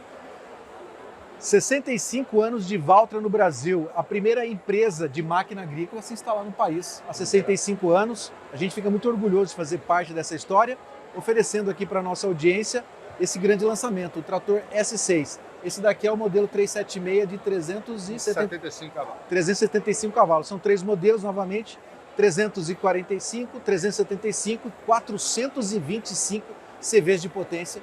E a gente espera ver esse trator por todo o Brasil, Esteves. Exatamente. Eu tenho dito que não só o S de superior, mas nós elevamos ao nível de tratores aqui no Brasil que todo o nosso produtor merece. Momento especial dessa edição de sexta-feira, 2 de maio. Agora sim, Sérgio Braga vai apresentar a conversa, a entrevista que ele fez com o cientista político Paulo Moura, do Dextra, onde o professor Paulo Moura, com toda essa experiência, está analisando o que está acontecendo na política nesse momento, né? E os planejamentos urdidos lá no Palácio do Planalto, lá no Senado e no STF, para diminuir as penas dos patriotas presos lá no 8 de janeiro e dar um jeito de prender o Bolsonaro. É isso que eles entendem. E fora isso, nós temos também que analisar os escândalos do INSS e essas junções que nós estamos vendo na política brasileira, né, com os deputados se unindo, já visando a eleição do ano que vem. Tudo isso sob a ótica, análise e experiência do professor Paulo Moura. Sérgio Braga, é com você. Bom, João Batista, amigos do Tempo e Dinheiro, vamos direto a Porto Alegre nesta sexta-feira conversar com o cientista político Paulo Moura, que já está conosco, a quem agradeço a participação. Professor Paulo, prazer em tê-lo mais uma vez aqui no Tempo e Dinheiro. Tudo bem? Prazer é meu, Sérgio. Sempre é bom aí conversar com o pessoal do Tempo e Dinheiro, com o nosso público do agro. Bom, ao que tudo indica, nós temos uma manifestação pela anistia. Isso deve acontecer em Brasília agora nesse mês de maio. A organização já começou, realmente nós teremos a possibilidade, se não me engano, no dia 7 de maio, dessa manifestação marcada para Brasília, a primeira desde o 8 de janeiro. Seria isso, professor? Exatamente, essa é a importância da manifestação. Ela foi convocada ontem, direto do hospital, pelo presidente Bolsonaro. Obviamente, o presidente Bolsonaro não vai poder comparecer, continua hospitalizado, tirou a sonda nasogástrica, né, com a qual ele vinha se alimentando, foi retirada na terça-feira e ele passa a se alimentar agora com líquidos e gelatina, mas deve continuar hospitalizado por um bom tempo, né? Mas quem organiza é o pastor Silas Malafaia e ele anunciou que a presença da dona Michele Bolsonaro está garantida. Eu não imagino que vai ser uma grande manifestação. A importância dela é muito mais simbólica, exatamente pelo que tu disseste, pelo fato de ser a primeira manifestação na capital federal depois daqueles eventos fatídicos do 8 de janeiro, né? Mas é muito importante a direita voltar às ruas na capital federal, uma manifestação pacífica, como sempre foram as manifestações da direita, marcando posição, pressão direta sobre o Congresso Nacional na luta pela anistia aos presos do 8 de janeiro. Bom, de alguma forma, o Congresso, o próprio governo, as autoridades, os ministros estão atentos a essa manifestação, né? Será que nós teremos, algo que tudo indica, sim, como sempre, né? Aqui em São Paulo foi um exemplo, no Rio de Janeiro também foi o grande exemplo que nós tivemos de uma manifestação pacífica. Brasília deve ser o mesmo, né? Deve ter uma manifestação também nesses moldes, né? Será que vamos encontrar, como sempre, algum provocador tentar tumultuar? Isso não dá para poder prever, mas tudo pode acontecer sendo em Brasília, não, professor? Eu acredito que no máximo o que deva acontecer é um aparato de segurança ali em torno dos 3 poderes, né? Não foi divulgado o local ainda da manifestação, acredito que vai ser na Esplanada dos Ministérios, em frente ao Congresso Nacional, como era tradicionalmente antes do 8 de janeiro, né? E não acredito que haja algum provocador, acho que a organização da manifestação vai se precaver com relação a isso, né? Eu estou curioso para ver a reação das autoridades, né? Ver se o STF não vai querer proibir a manifestação. Exato. Mas vamos ver como é que a coisa evolui. Em princípio, como eu disse, eu não imagino que vai ser uma manifestação tão grande quanto foi a manifestação de Copacabana, a manifestação da Avenida Paulista, né? Ainda tem uma aura do medo muito grande, mas o pastor Silas Malafaia não brinca em serviço, né? Quando ele se bota a organizar, normalmente mobiliza muita gente, o presidente Bolsonaro convocando. Acho que teremos uma bela manifestação de impacto simbólico pela importância política de voltarmos às ruas em Brasília, né? Mas a minha expectativa é de que não haja nenhuma violência, nada que possa impor temor. Afinal de contas, né? Se podemos fazer manifestações em outras cidades do Brasil, por que não na capital federal também?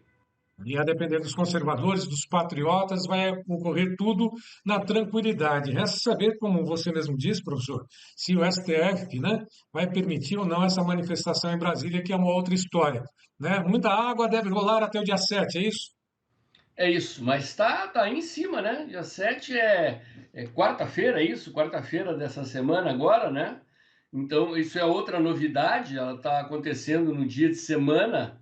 Normalmente as nossas manifestações costumavam acontecer aos domingos, né? Mas agora está marcada para acontecer no meio da semana, numa quarta-feira. Bom, os políticos devem fazer feriadão ponte, né? A expectativa é de que emendem o feriado ali, façam eventualmente votações virtuais, mas de qualquer maneira é importante a manifestação, como eu disse, mais pelo impacto simbólico da direita voltar às ruas em Brasília.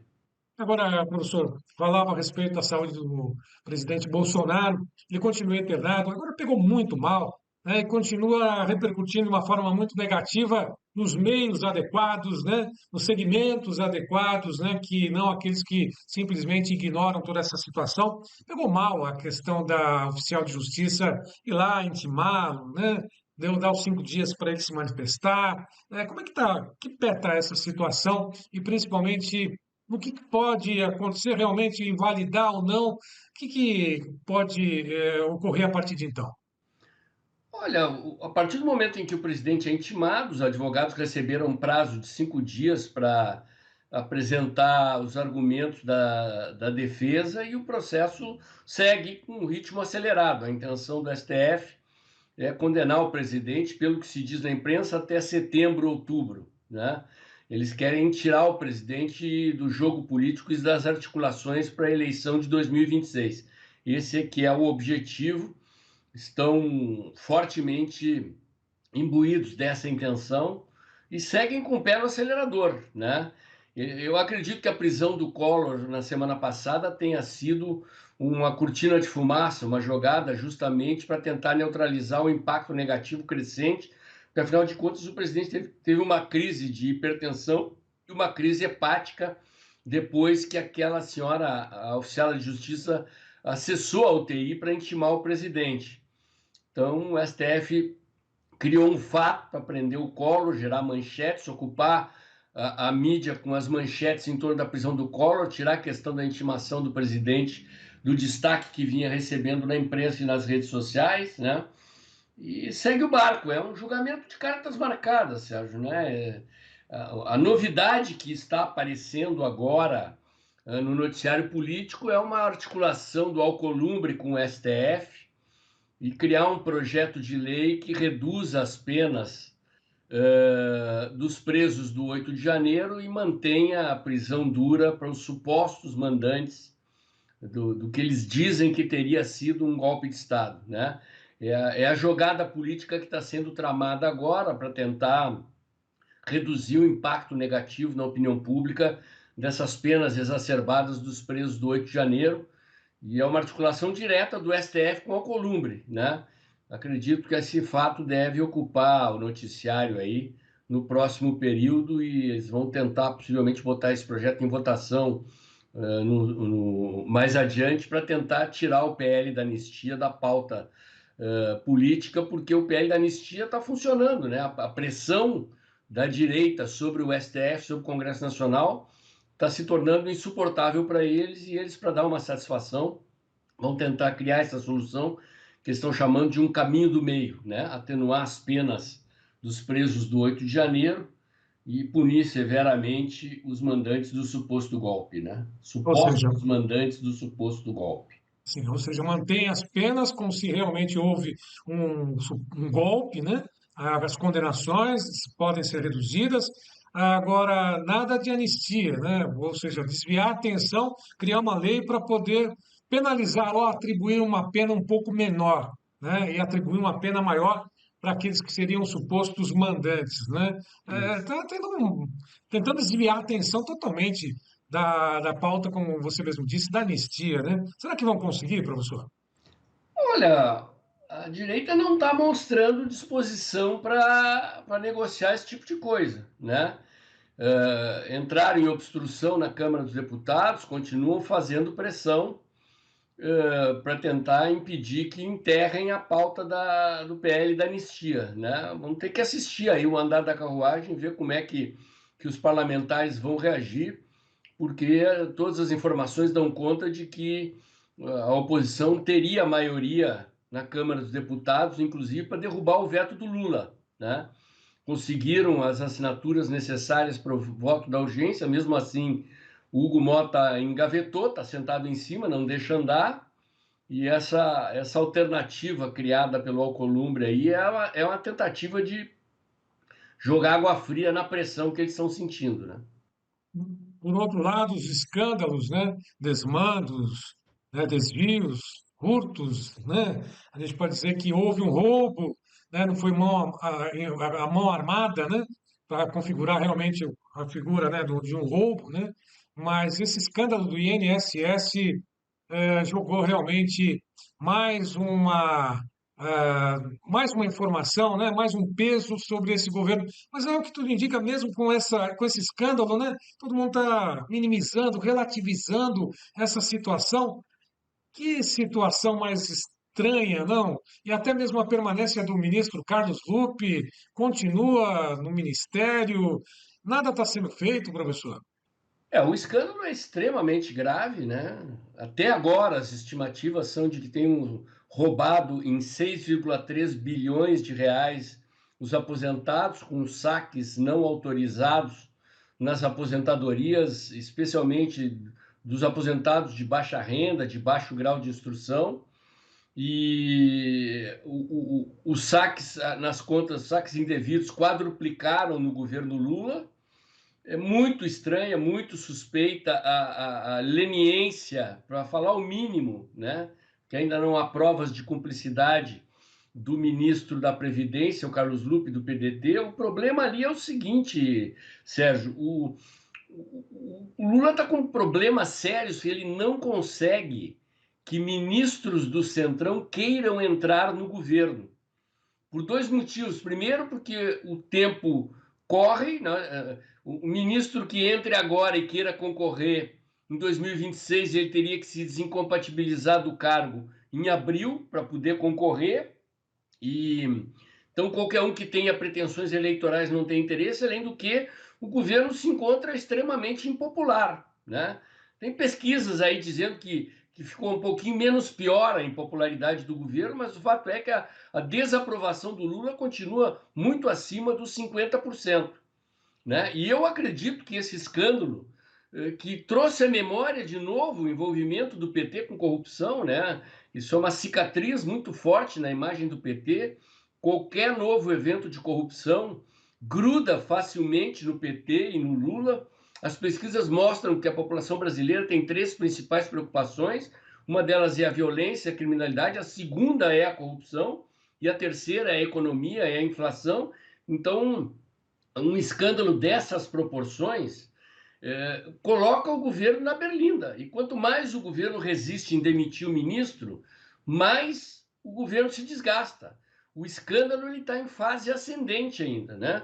O ministro vai ter que depor no Congresso Nacional, ele está ocupando as manchetes, a imprensa, mesmo a imprensa amiga, né, irrigada com publicidade oficial, tem chamado a atenção para o fato de que o ministro ficou sabendo disso em 2023 e não tomou providências, né?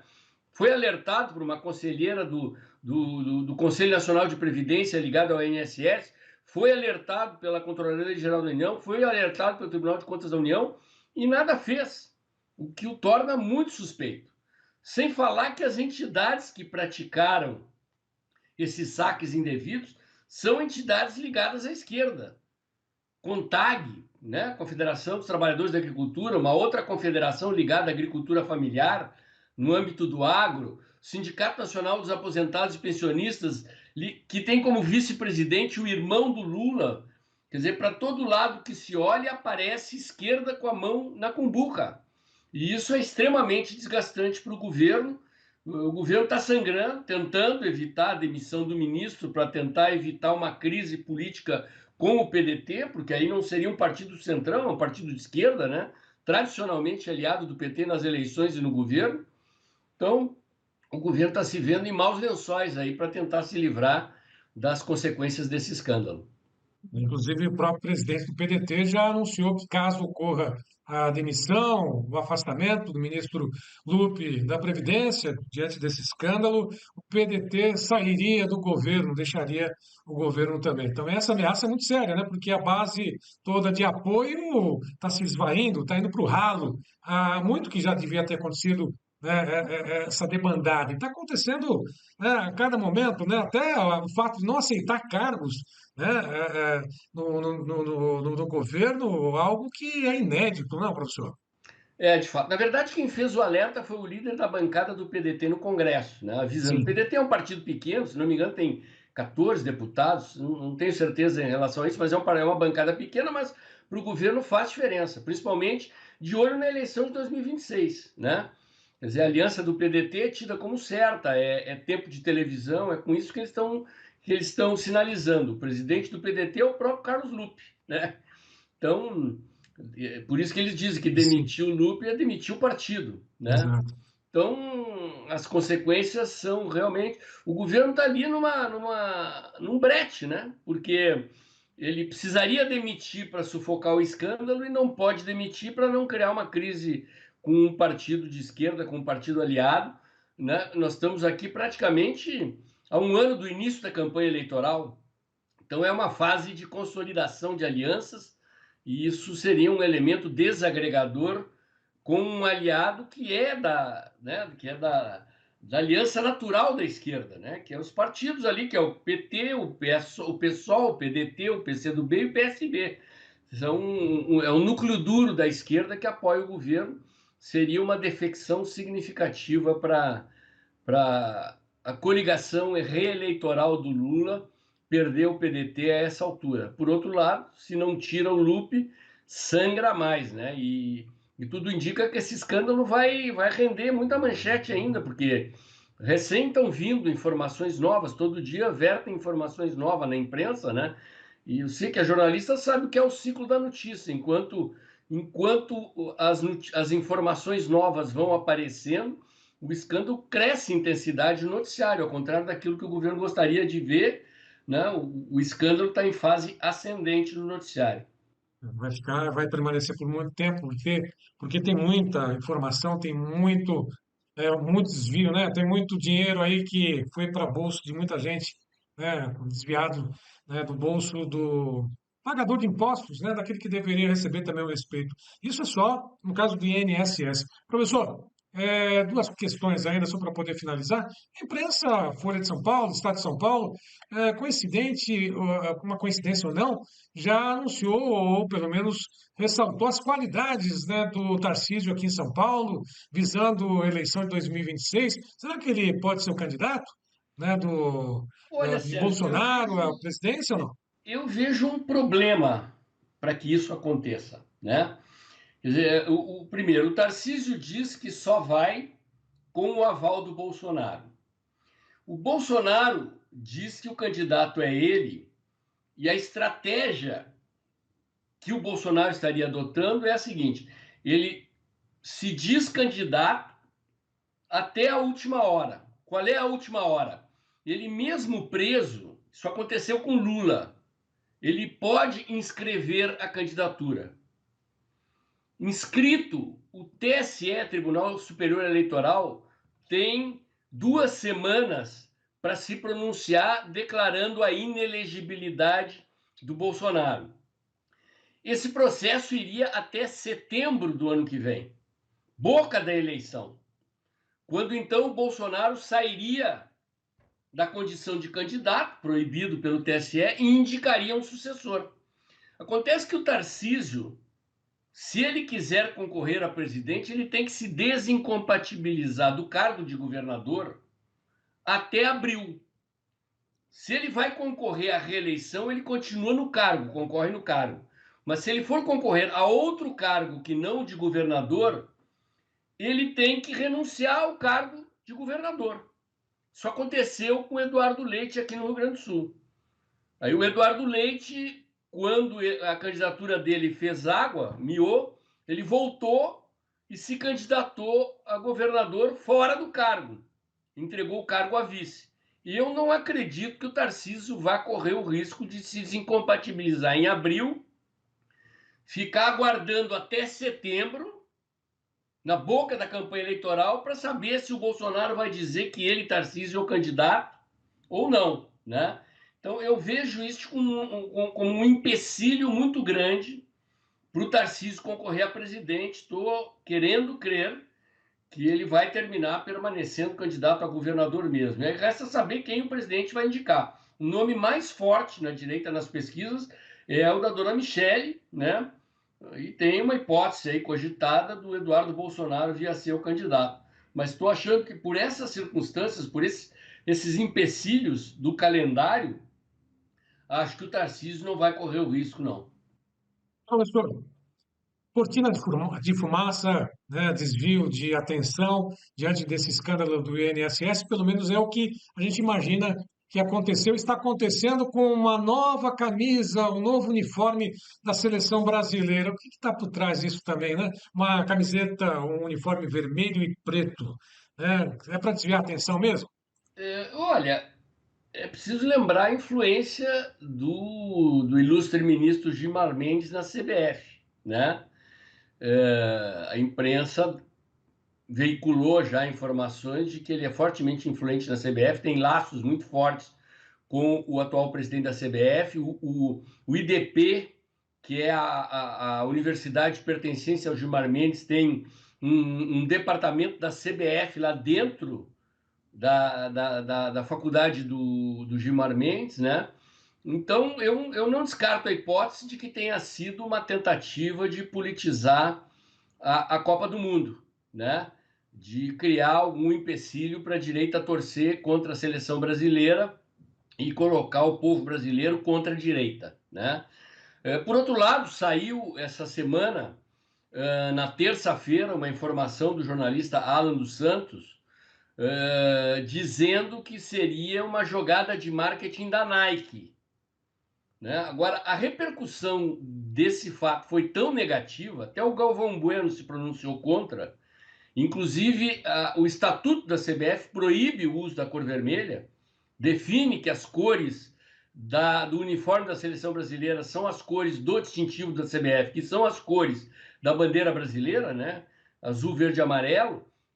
Teria que mudar o Estatuto da CBF para colocar a cor vermelha. Corre a informação de que eles já teriam recuado, né? Mas vamos acompanhar. O fato é que repercutiu muito mal, os memes na internet, repercutindo, sendo veiculados na imprensa e tal. Se era uma jogada de marketing, o fato é que pegou muito mal. Professor, parabéns, antes de mais nada, né? Ontem, 5 anos do Dextra, e que venham outros, né, outras décadas aqui para frente, né, com esse importante canal que fala diretamente sobre o que acontece na direita, dos patriotas, dos conservadores do Brasil e faz as denúncias daquilo que acontece nesse desmando atual da política brasileira. 5 anos, é isso, professor? Dextra? É isso, Sérgio. Obrigado pela lembrança. O canal nasceu dia 1º de maio de 2020, em plena pandemia, né? E resiste até hoje, né? A gente sabe, todos os canais da direita aí tiveram uma queda de audiência depois do 8 de janeiro, mas graças ao apoio dos nossos seguidores aqui temos resistido.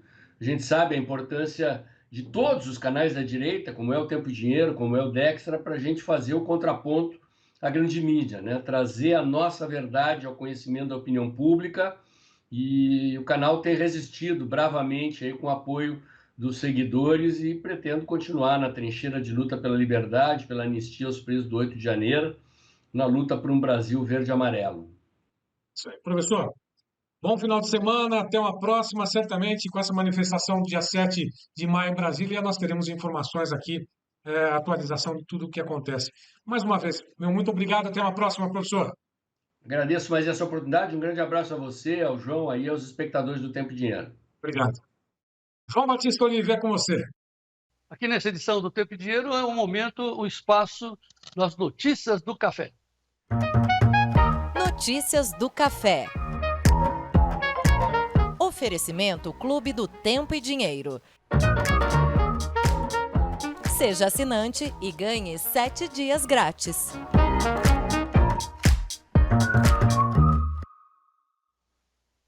Hoje o espaço é do nosso analista Bruno Labs. Ele está acompanhando o mercado aqui na B3, praticamente sem negociação, meio feriado, mas Nova York está andando. Já foi acima de $4 a libra peso, fica balançando nesse range aí dos $4, o preço é muito bom, né? Então, vamos saber o que nos reserva em termos de análise para a cafeicultura através do Bruno Labs. Bruno Labs, é com você. Boa tarde, amigos do Tempo e Dinheiro, amigos cafeicultores. Como passaram o feriado de 1º de maio? Espero que bem. Semana marcada por preços firmes no mercado físico de café, principalmente se tratando de arábica. Eu comecei a escutar alguns comentários dizendo que o café nessa semana voltou muito próximo do seu topo histórico por conta da safra de arábica ser muito pequena e que agora começou a aparecer essa tal quebra. Bom, vamos lá. A colheita, para começar, mal começou. Pessoal, se não dava para saber antes o tamanho da safra, na minha opinião, a gente segue sem saber. Portanto, ainda na minha opinião, não foi este o motivo. O motivo, gente, do café estar onde está, brigando no topo, ora realiza um pouco, ora volta para o topo, e você não consegue sair desse range, o motivo é o mesmo que a gente já está posto à mesa. Apesar de tudo, do preço alto, a gente já sabe que o mercado está com uma baixa oferta de café. A quebra da safra é grande, mas não dá para saber ainda o tamanho. O mercado de clima está entrando, então o mercado não tende a realizar muito pesado agora, sem saber o que vai acontecer no inverno brasileiro. E fora tudo isso, a demanda ainda segue firme, mesmo que artificial. Por que artificial? Porque, de novo, as indústrias ainda não reajustaram toda a alta das bolsas do café no produto final. Então, uma demanda artificial até aqui, certo? Portanto, o lembrete que eu gostaria de trazer hoje é o seguinte: a faixa de preço que o café está segue sendo bastante interessante ainda para quê? Defesa de preço. Pessoal, você nunca sabe o dia de amanhã. Não fique contando com o ovo da galinha, certo? Faça a proteção antes, depois que passou, não dá mais tempo. Joia? Um bom final de semana, fiquem com Deus e até segunda-feira. E para encerrar, um momento importante também, uma outra entrevista especial sobre pecuária. Então, notícias da pecuária no ar. Leidson.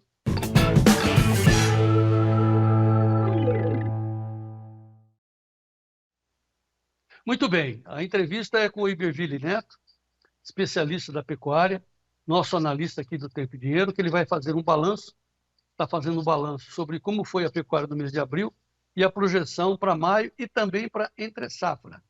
Então, assim, tomem atento, né? Deem atenção para o que o Iberville vai falar, porque é a projeção da HN sobre a entre-safra brasileira da pecuária. Há expectativas de muitos produtores lá do Mato Grosso que estão me dizendo que a arroba pode chegar a R$400. Será que vai? Vamos saber com o Iberville Neto e o Sérgio Braga. Bom, João Batista, nós vamos fazer um balanço do que aconteceu até agora, nesse mês de abril, pós-feriado, dia do trabalho ontem, e o que vem pela frente. Será que nós temos um pico de safra? Né? A safra está aí, geralmente no mês de maio acontece isso. E os preços da arroba do boi gordo? Será que vão ter uma recuperação? Nós vamos agora até Bebedouro, no interior de São Paulo, conversar com o Iberville Neto, da HN Agro, que já está conosco, a quem agradeço. Iberville, prazer em tê-lo aqui no Tempo e Dinheiro. Tudo bem? Olá, Braga. Olá a todos. É um prazer, Braga. Tudo O bom? pico da safra está aí, né? Mês de maio, nós vimos já uma pressão sobre as cotações no finalzinho desse mês de abril, né? Recuaram bastante no mercado físico. Essa atuada, geralmente, do mês de maio, até quando vai essa pressão de safra? Pico da safra, não é isso? Braga, a gente teve, quando a gente olha desde o início do ano, o primeiro trimestre foi de chuvas abaixo da média, e aí abril nós tivemos um volume de chuvas até interessante, até grande em diversas regiões. Agora a gente tem observado também, não só pela necessidade de pastagem, mas o pecuarista acaba se programando, porque sabe que normalmente o pasto seca nessa época, então já existe uma saída programada, o mercado deu uma melhorada dos preços nas últimas semanas, e aí apareceu um pouco mais de gado e a gente tem observado um mercado um pouco mais testado ultimamente.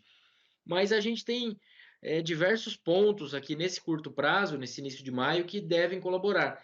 Esse feriado mesmo, são alguns dias a menos de abate, na volta dele nós já teremos o pagamento de salários e o Dia das Mães na sequência, que é um período de bom escoamento, e as exportações, elas seguem muito bem. Os dados preliminares de abril apontam para recordes de média diária e o melhor abril da história. Só não vai ser, provavelmente, ou possivelmente, não vai ser o melhor mês da história por quantidade de dias úteis. Então, vai ficar abaixo do recorde ali do segundo semestre do ano passado. Bom, eu falei, Então, desculpe, Berville, falei pico de safra. Final de safra é a mesma coisa, né? Não tem diferença nenhuma, né? Só o final da safra, não é isso? O pico de oferta da safra, a desova de final de safra, né? São os diferentes nomes aí que a gente costuma comentar ou falar sobre esse período que vai de abril a maio, junho, que é quando as pastagens perdem qualidade, o pecuarista já se programa, e alguns por programação e alguns por necessidade acabam vendendo gado nesse período. Então a gente tem em março um pico de oferta normalmente relacionada à estação reprodutiva, ao descarte de fêmeas, e em maio um outro pico de oferta, pensando em primeiro semestre, que é relacionado a essa chegada da seca. Então, em maio, normalmente a gente tem um aumento da oferta de fêmeas, em março, desculpa, e em maio um aumento da oferta tanto de machos como de fêmeas. Só que quando a gente pega os dados do primeiro trimestre, que são os dados disponíveis pensando em números oficiais aqui, preliminares, mas oficiais, o abate de machos no primeiro trimestre desse ano ele já foi menor do que no ano passado, foi 2,5% menor. Agora o de fêmeas aumentou 7,9%. Então, no total aqui, tanto machos como fêmeas, a gente teve um acréscimo ainda de abates de 1,8% no primeiro trimestre na comparação com o mesmo período do ano passado. Esse é um ponto que a gente tem que acompanhar muito de perto, que na nossa visão é o que vai acabar de virar a chave para a gente considerar a fase de alta do ciclo pecuário como um todo, né? Porque quando a gente pega preços, a gente tem uma alta de 30%, 40%, dependendo da praça, em 12 meses. Já é um mercado positivo, mas a gente ainda não teve uma redução de oferta e nenhuma diminuição de participação de fêmeas até o momento. Essa questão do clima, né, postergou um pouquinho, talvez, a redução da qualidade, né, dos pastos, das pastagens, mas o frio está chegando, isso tem sido notado, nos 3 estados do sul já tivemos temperaturas negativas, essa frente fria está avançando o Brasil afora, mesmo que os pastos, né, ainda estejam lá em condições com as chuvas que se prolongaram, né, atrasaram um pouquinho o final, né, como você mesmo disse, muitos produtores já tinham se programado para esse período, né, e não tem como reverter. Falar, não, vou manter um pouquinho mais o animal no pasto, isso não adianta, não é uma boa estratégia, porque ele pode correr o risco de ter os preços, né, menores do que aquilo que ele estava programando, né, porque aumenta a oferta, diminui, lógico, a questão da relação preço também, né, é um risco, não, Iberville? Nesse período no qual o produtor ainda pode segurar os animais, nas regiões onde a situação está mais confortável, quando o mercado está evoluindo, geralmente ocorre esse movimento de retenção por parte do produtor, só que aí geralmente quando o mercado dá uma afrouxada ou perde um pouco de sustentação, aí aquele produtor que estava na dúvida se vendia ou não, ele acaba entregando esses animais e gera aquela oferta um pouco mais concentrada ali, né? Que é o que a gente costuma ouvir falar, que o produtor aguenta tantas altas, mas não aguenta uma baixa, né? É justamente por causa desse efeito de quando o mercado está subindo, o produtor consegue reter esses animais e isso acaba reforçando a alta. Quando o mercado dá uma afrouxada, muitas vezes aparece esse gado adicional e pressiona um pouco mais ainda as cotações. Mas estruturalmente, na nossa visão, 2025 já é um ano de estabilidade para algum recuo na oferta, a hora que a gente considera o ano como um todo. Tanto é que se a gente vai considerando mês a mês, houve uma certa desaceleração já nesse acumulado. dos primeiros meses, as altas foram mais expressivas do que quando a gente vai evoluindo. Vamos ver se isso se confirma. Mas na nossa expectativa, 2025 como um todo já é um ano de oferta acalmando para uma possível diminuição, que é justamente essa diminuição da oferta de fêmeas que nós acreditamos que no ano deva ocorrer. Por enquanto ainda não se confirmou. Houve, como você mesmo disse, uma redução no abate de machos, mas o abate de fêmeas foi grande. Essa pressão também foi exercida sobre as cotações, preços da carne, né? Mas isso se traduz naquela chamada, na expectativa, pelo menos, da mudança do ciclo pecuário, esse aumento do abate de fêmeas, vai começar uma retenção daqui para frente. Como é que a gente pode entender esse momento também nesse quesito, né? Mudança de ciclo, ocorre ou não ocorre? Como você avalia? Exatamente, esse é o ponto, eu acho que está chamando bastante atenção, é o ponto que está todo mundo meio de olho, Braga, porque quando a gente pega o ciclo pecuário, a gente considera virada de ciclo, claro que isso é uma questão, é um momento que não acontece, esse mês o ciclo virou, mas são movimentos que vão acontecendo de maneira paralela.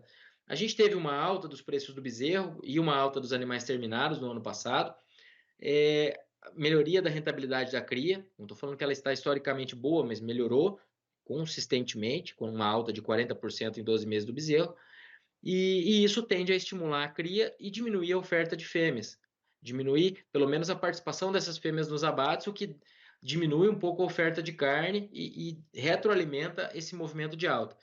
Então nós já temos os preços começando a subir, a rentabilidade da cria melhorando, na verdade. Nós ainda não tivemos o efeito disso sobre uma retração da oferta de fêmeas. Claro que, paralelamente, a gente sempre tem que considerar que as novilhas têm ido mais para o gancho por questões de uso de cruzamentos terminais, né, que são os F1s da vida, os programas de carne demandam muita novilha, então as novilhas elas estruturalmente estão indo mais para o gancho, mas mesmo com esse efeito, a nossa expectativa, mesmo com esse, vamos dizer, com essa característica, com essa tendência considerada, a nossa expectativa é que continuem ocorrendo as oscilações de ofertas de fêmeas, talvez em um patamar de mais fêmeas presentes no gancho, mas a nossa expectativa é que elas vão fazer falta nos próximos anos, diminuindo a oferta de carne e dando mais sustentação para o mercado. O mercado ainda nem teve essa redução de oferta. Bom, e agora começa o foco das atenções na reposição, no confinamento. Será que nós teremos um número maior de animais confinados? Porque os preços, de alguma forma, ficaram bem atrativos, né? Ou ofereceram uma margem um pouquinho maior. Nem se compare àquilo que aconteceu 2 anos atrás, né? Foco agora no confinamento, Brasil afora, essa tem sido atuada, Iberville. Braga, quando a gente fala da curva de preços futuros, mais recentemente os preços do boi também cederam, né, nesses últimos dias, mas quando há algumas semanas, ou na última semana, a gente tinha um cenário de preços futuros do boi evoluindo, uma curva ascendente, e preços do milho dando uma certa trégua. Então, relações de troca nos futuros interessantes. E isso, na nossa visão, deve influenciar positivamente o confinamento. Mas lembrando que o ano passado a gente teve um volume de gado confinado, dependendo da estimativa, próximo das máximas ou até nas máximas, e ainda assim o mercado evoluiu como evoluiu. O que eu quero ponderar? Eu quero ponderar que o confinamento no ano passado não segurou o mercado e esse ano nós não acreditamos que a reposição vai estar tão confortável, assim, tão farta, para que esse confinamento continue aumentando tão fortemente, né? Então, nós acreditamos em um confinamento que deve seguir a toada de aumento, ou pelo menos uma estabilidade, porque é o viés, a intensificação é uma grande tendência da pecuária, mas nós não acreditamos que esse confinamento por si só seja o suficiente para segurar o mercado, até porque quando a gente considera o abate de machos, ele já diminuiu nesse começo de ano. Vamos acompanhar, e principalmente os machos que são enviados para o confinamento, se essa disponibilidade menor no começo do ano também estiver indicando uma disponibilidade menor de categorias ali para entrada no coxo, né? Então seria talvez uma relação de troca um pouco mais justa, contrapondo a relação de troca que está interessante pensando em milho, né? E realmente o que acontece nas fases de alta relações de troca, costuma ser relações de troca mais justas com reposição, e principalmente as categorias mais jovens, mas todas as categorias de reposição costumam subir um pouco mais do que o boi nas fases de alta, e aí o benefício do milho mais barato acaba ficando um pouquinho penalizado, porque a reposição não vai estar tão atrativa. Isso já alongando a análise, pensando em fase de ciclo, né? Não necessariamente só no segundo semestre agora. E essa questão em relação da arroba do custo, né, no confinamento, com a alimentação, no caso com o milho, até mesmo com a soja, né, que diminuiu o preço, a gente vai acompanhar daqui para frente também uma oscilação talvez não muito grande, né, isso favorece, né, ao confinador, né, os custos diminuem um pouquinho, né, isso é um atrativo também, né, o DDG, enfim, em outras regiões, né, tudo isso ajuda bastante, né, vem a safrinha de milho, safra de milho, né, daqui para frente, isso ajuda bastante a reduzir um pouco o custo e essa relação ficar um pouquinho melhor para o pecuarista, para a arroba do boi gordo, né? Isso, a gente não está falando de um cenário de oferta confortável de milho, pensando estruturalmente. Os estoques finais, eles apesar de terem sido ajustados para cima com ajustes positivos das produtividades esperadas para o milho, eles continuam em patamares historicamente justos. Quando a gente fala da demanda por DDG, já é a segunda maior demanda no mercado doméstico, perdendo apenas para frangos de corte. Então a gente tem exportação como maior demandadora de milho, depois frango de corte e DDG, que no caso é demanda para etanol, que a gente, como está com foco na pecuária aqui, acaba transformando isso em DDG já. Mas, então, essa demanda doméstica tem crescido muito nos últimos anos. De 2013 para cá, esse etanol de milho no Brasil praticamente surgiu. Então, é uma demanda que não existia. Isso tem mudado toda a característica do mercado do milho, até quanto à sazonalidade. Por isso que a gente tem uma certa cautela para acreditar que esse mercado do milho vai continuar dando muito espaço. É importante também salientar que a gente está com uma safra dos Estados Unidos que deve se confirmar com maior área plantada, tem evoluído bem, tudo isso tende a levar o cenário internacional para uma direção menos apertada, mas a nossa expectativa não é que esse milho vai dar grande trégua ao longo do ano. As oportunidades na colheita da safrinha devem chegar e já estão sendo apontadas aí com a própria evolução da safrinha, antes mesmo dela começar a ser colhida, mas com ela evoluindo bem, o milho já está cedendo, né? Mas nós não acreditamos que ele vai dar muita folga ao longo do ano, depois dessa janela de oportunidade para compra da safrinha. No final da safra, as exportações vão bem, né? O mercado interno está dando uma patinada, mas as exportações têm batido recordes, um atrás do outro, né?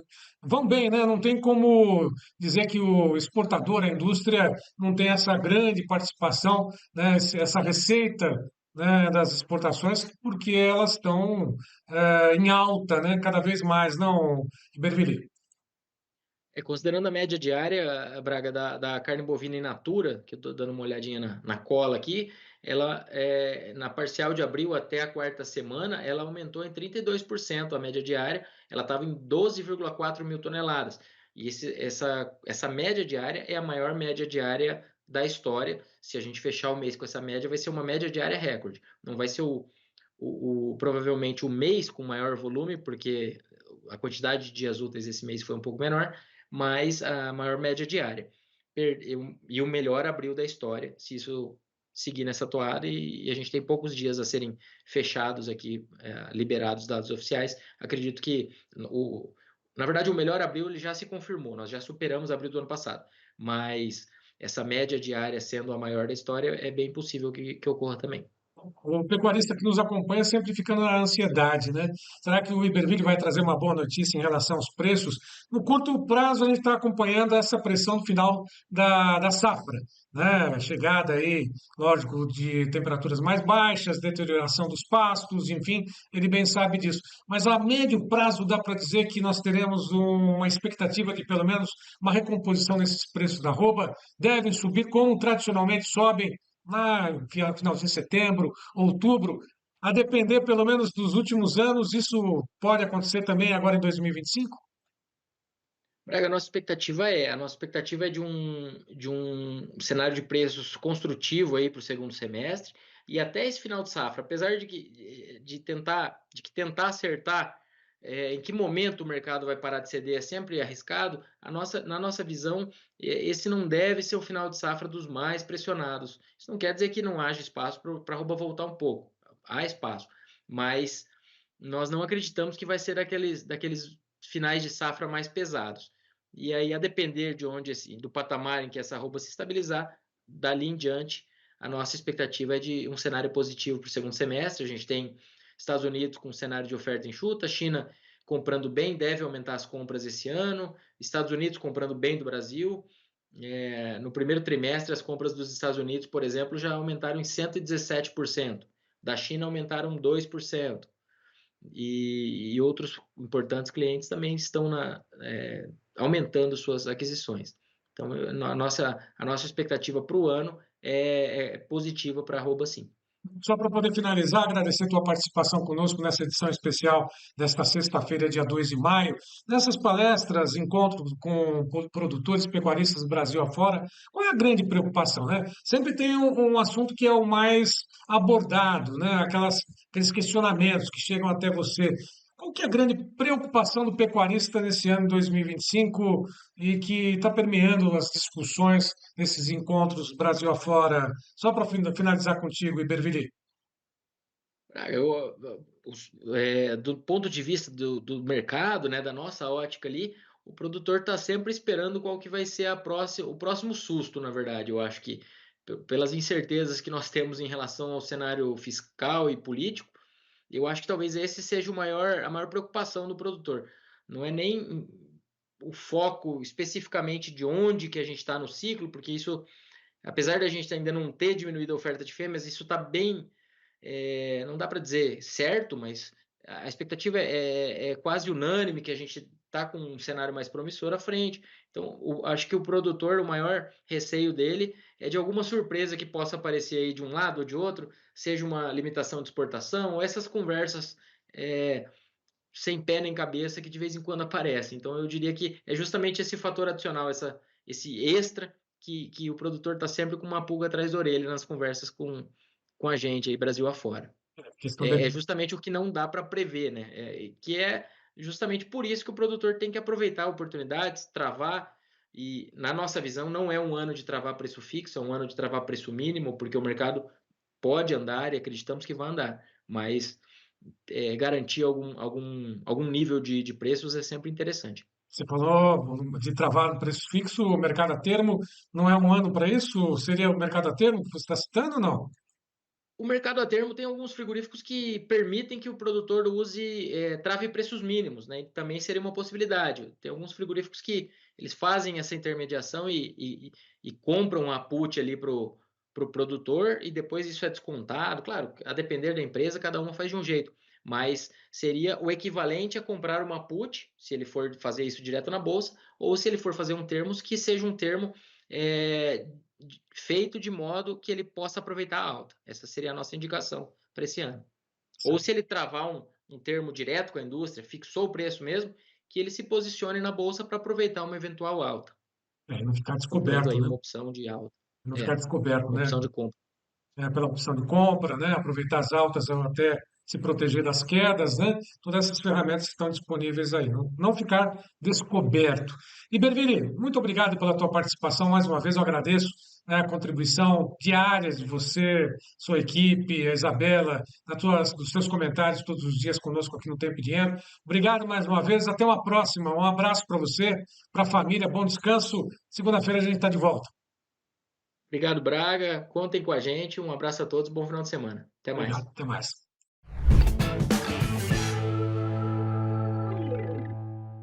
Olá, pessoal. Boa tarde. Eu sou o Luiz, analista de mercado do CPEA.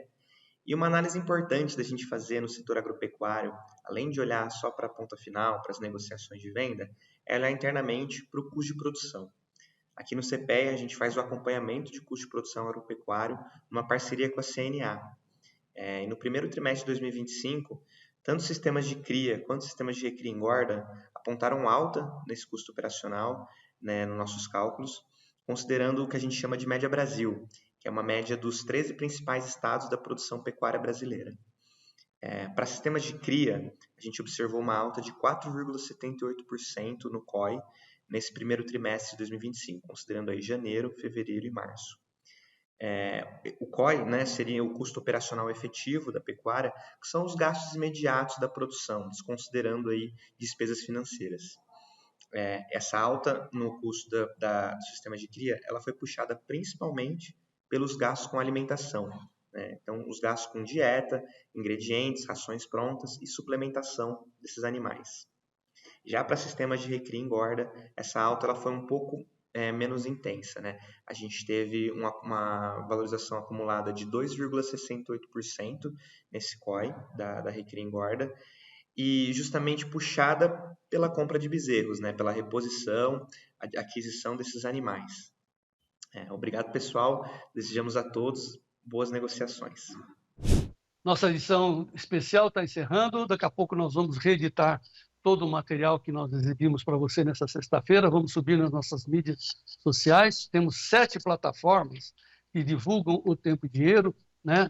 São 2 sites, são 4 mídias, que está aí o Facebook, LinkedIn, enfim. Tem, claro, a partir aqui do nosso YouTube, né? Instagram, tudo isso é recortado para a gente distribuir o que nós falamos hoje e ter mais informações. Entrem lá e nos acessem. Além disso, nós temos 2 canais de televisão, né, a TV Milagro e a TV C3, antiga Climatempo, que exibe o nosso programa. Enfim, todo esse material, depois de tudo isso que vai ao ar, a gente recorta, exibe e coloca nessas mídias para você rever, ampliar, passar para quem você acha que merece saber do que nós estamos dizendo aqui. Enfim, qual é a nossa luta? Fazer com que você seja o produtor rural mais bem informado do meu Brasil. Hoje foi assim. Então, veja, inclusive no nosso site, está estampado na nossa tela, tempodinheirooficial.com.br, é o nosso site gratuito para você abrir e ter as melhores informações. Dito isso, nós estamos encerrando essa edição. Agradecemos muito a sua atenção, o seu carinho, o seu apoio. Contamos com você a partir da segunda-feira, onde o mercado vai rodar e nós estaremos juntos para que você não perca a ocasião, não perca dinheiro, seja sempre muito bem informado. É o nosso desejo, é a nossa mensagem. Mais uma vez, muito obrigado pela sua companhia, pela sua informação, pelo seu apoio. E vamos em frente. Viva o Brasil. Muito obrigado.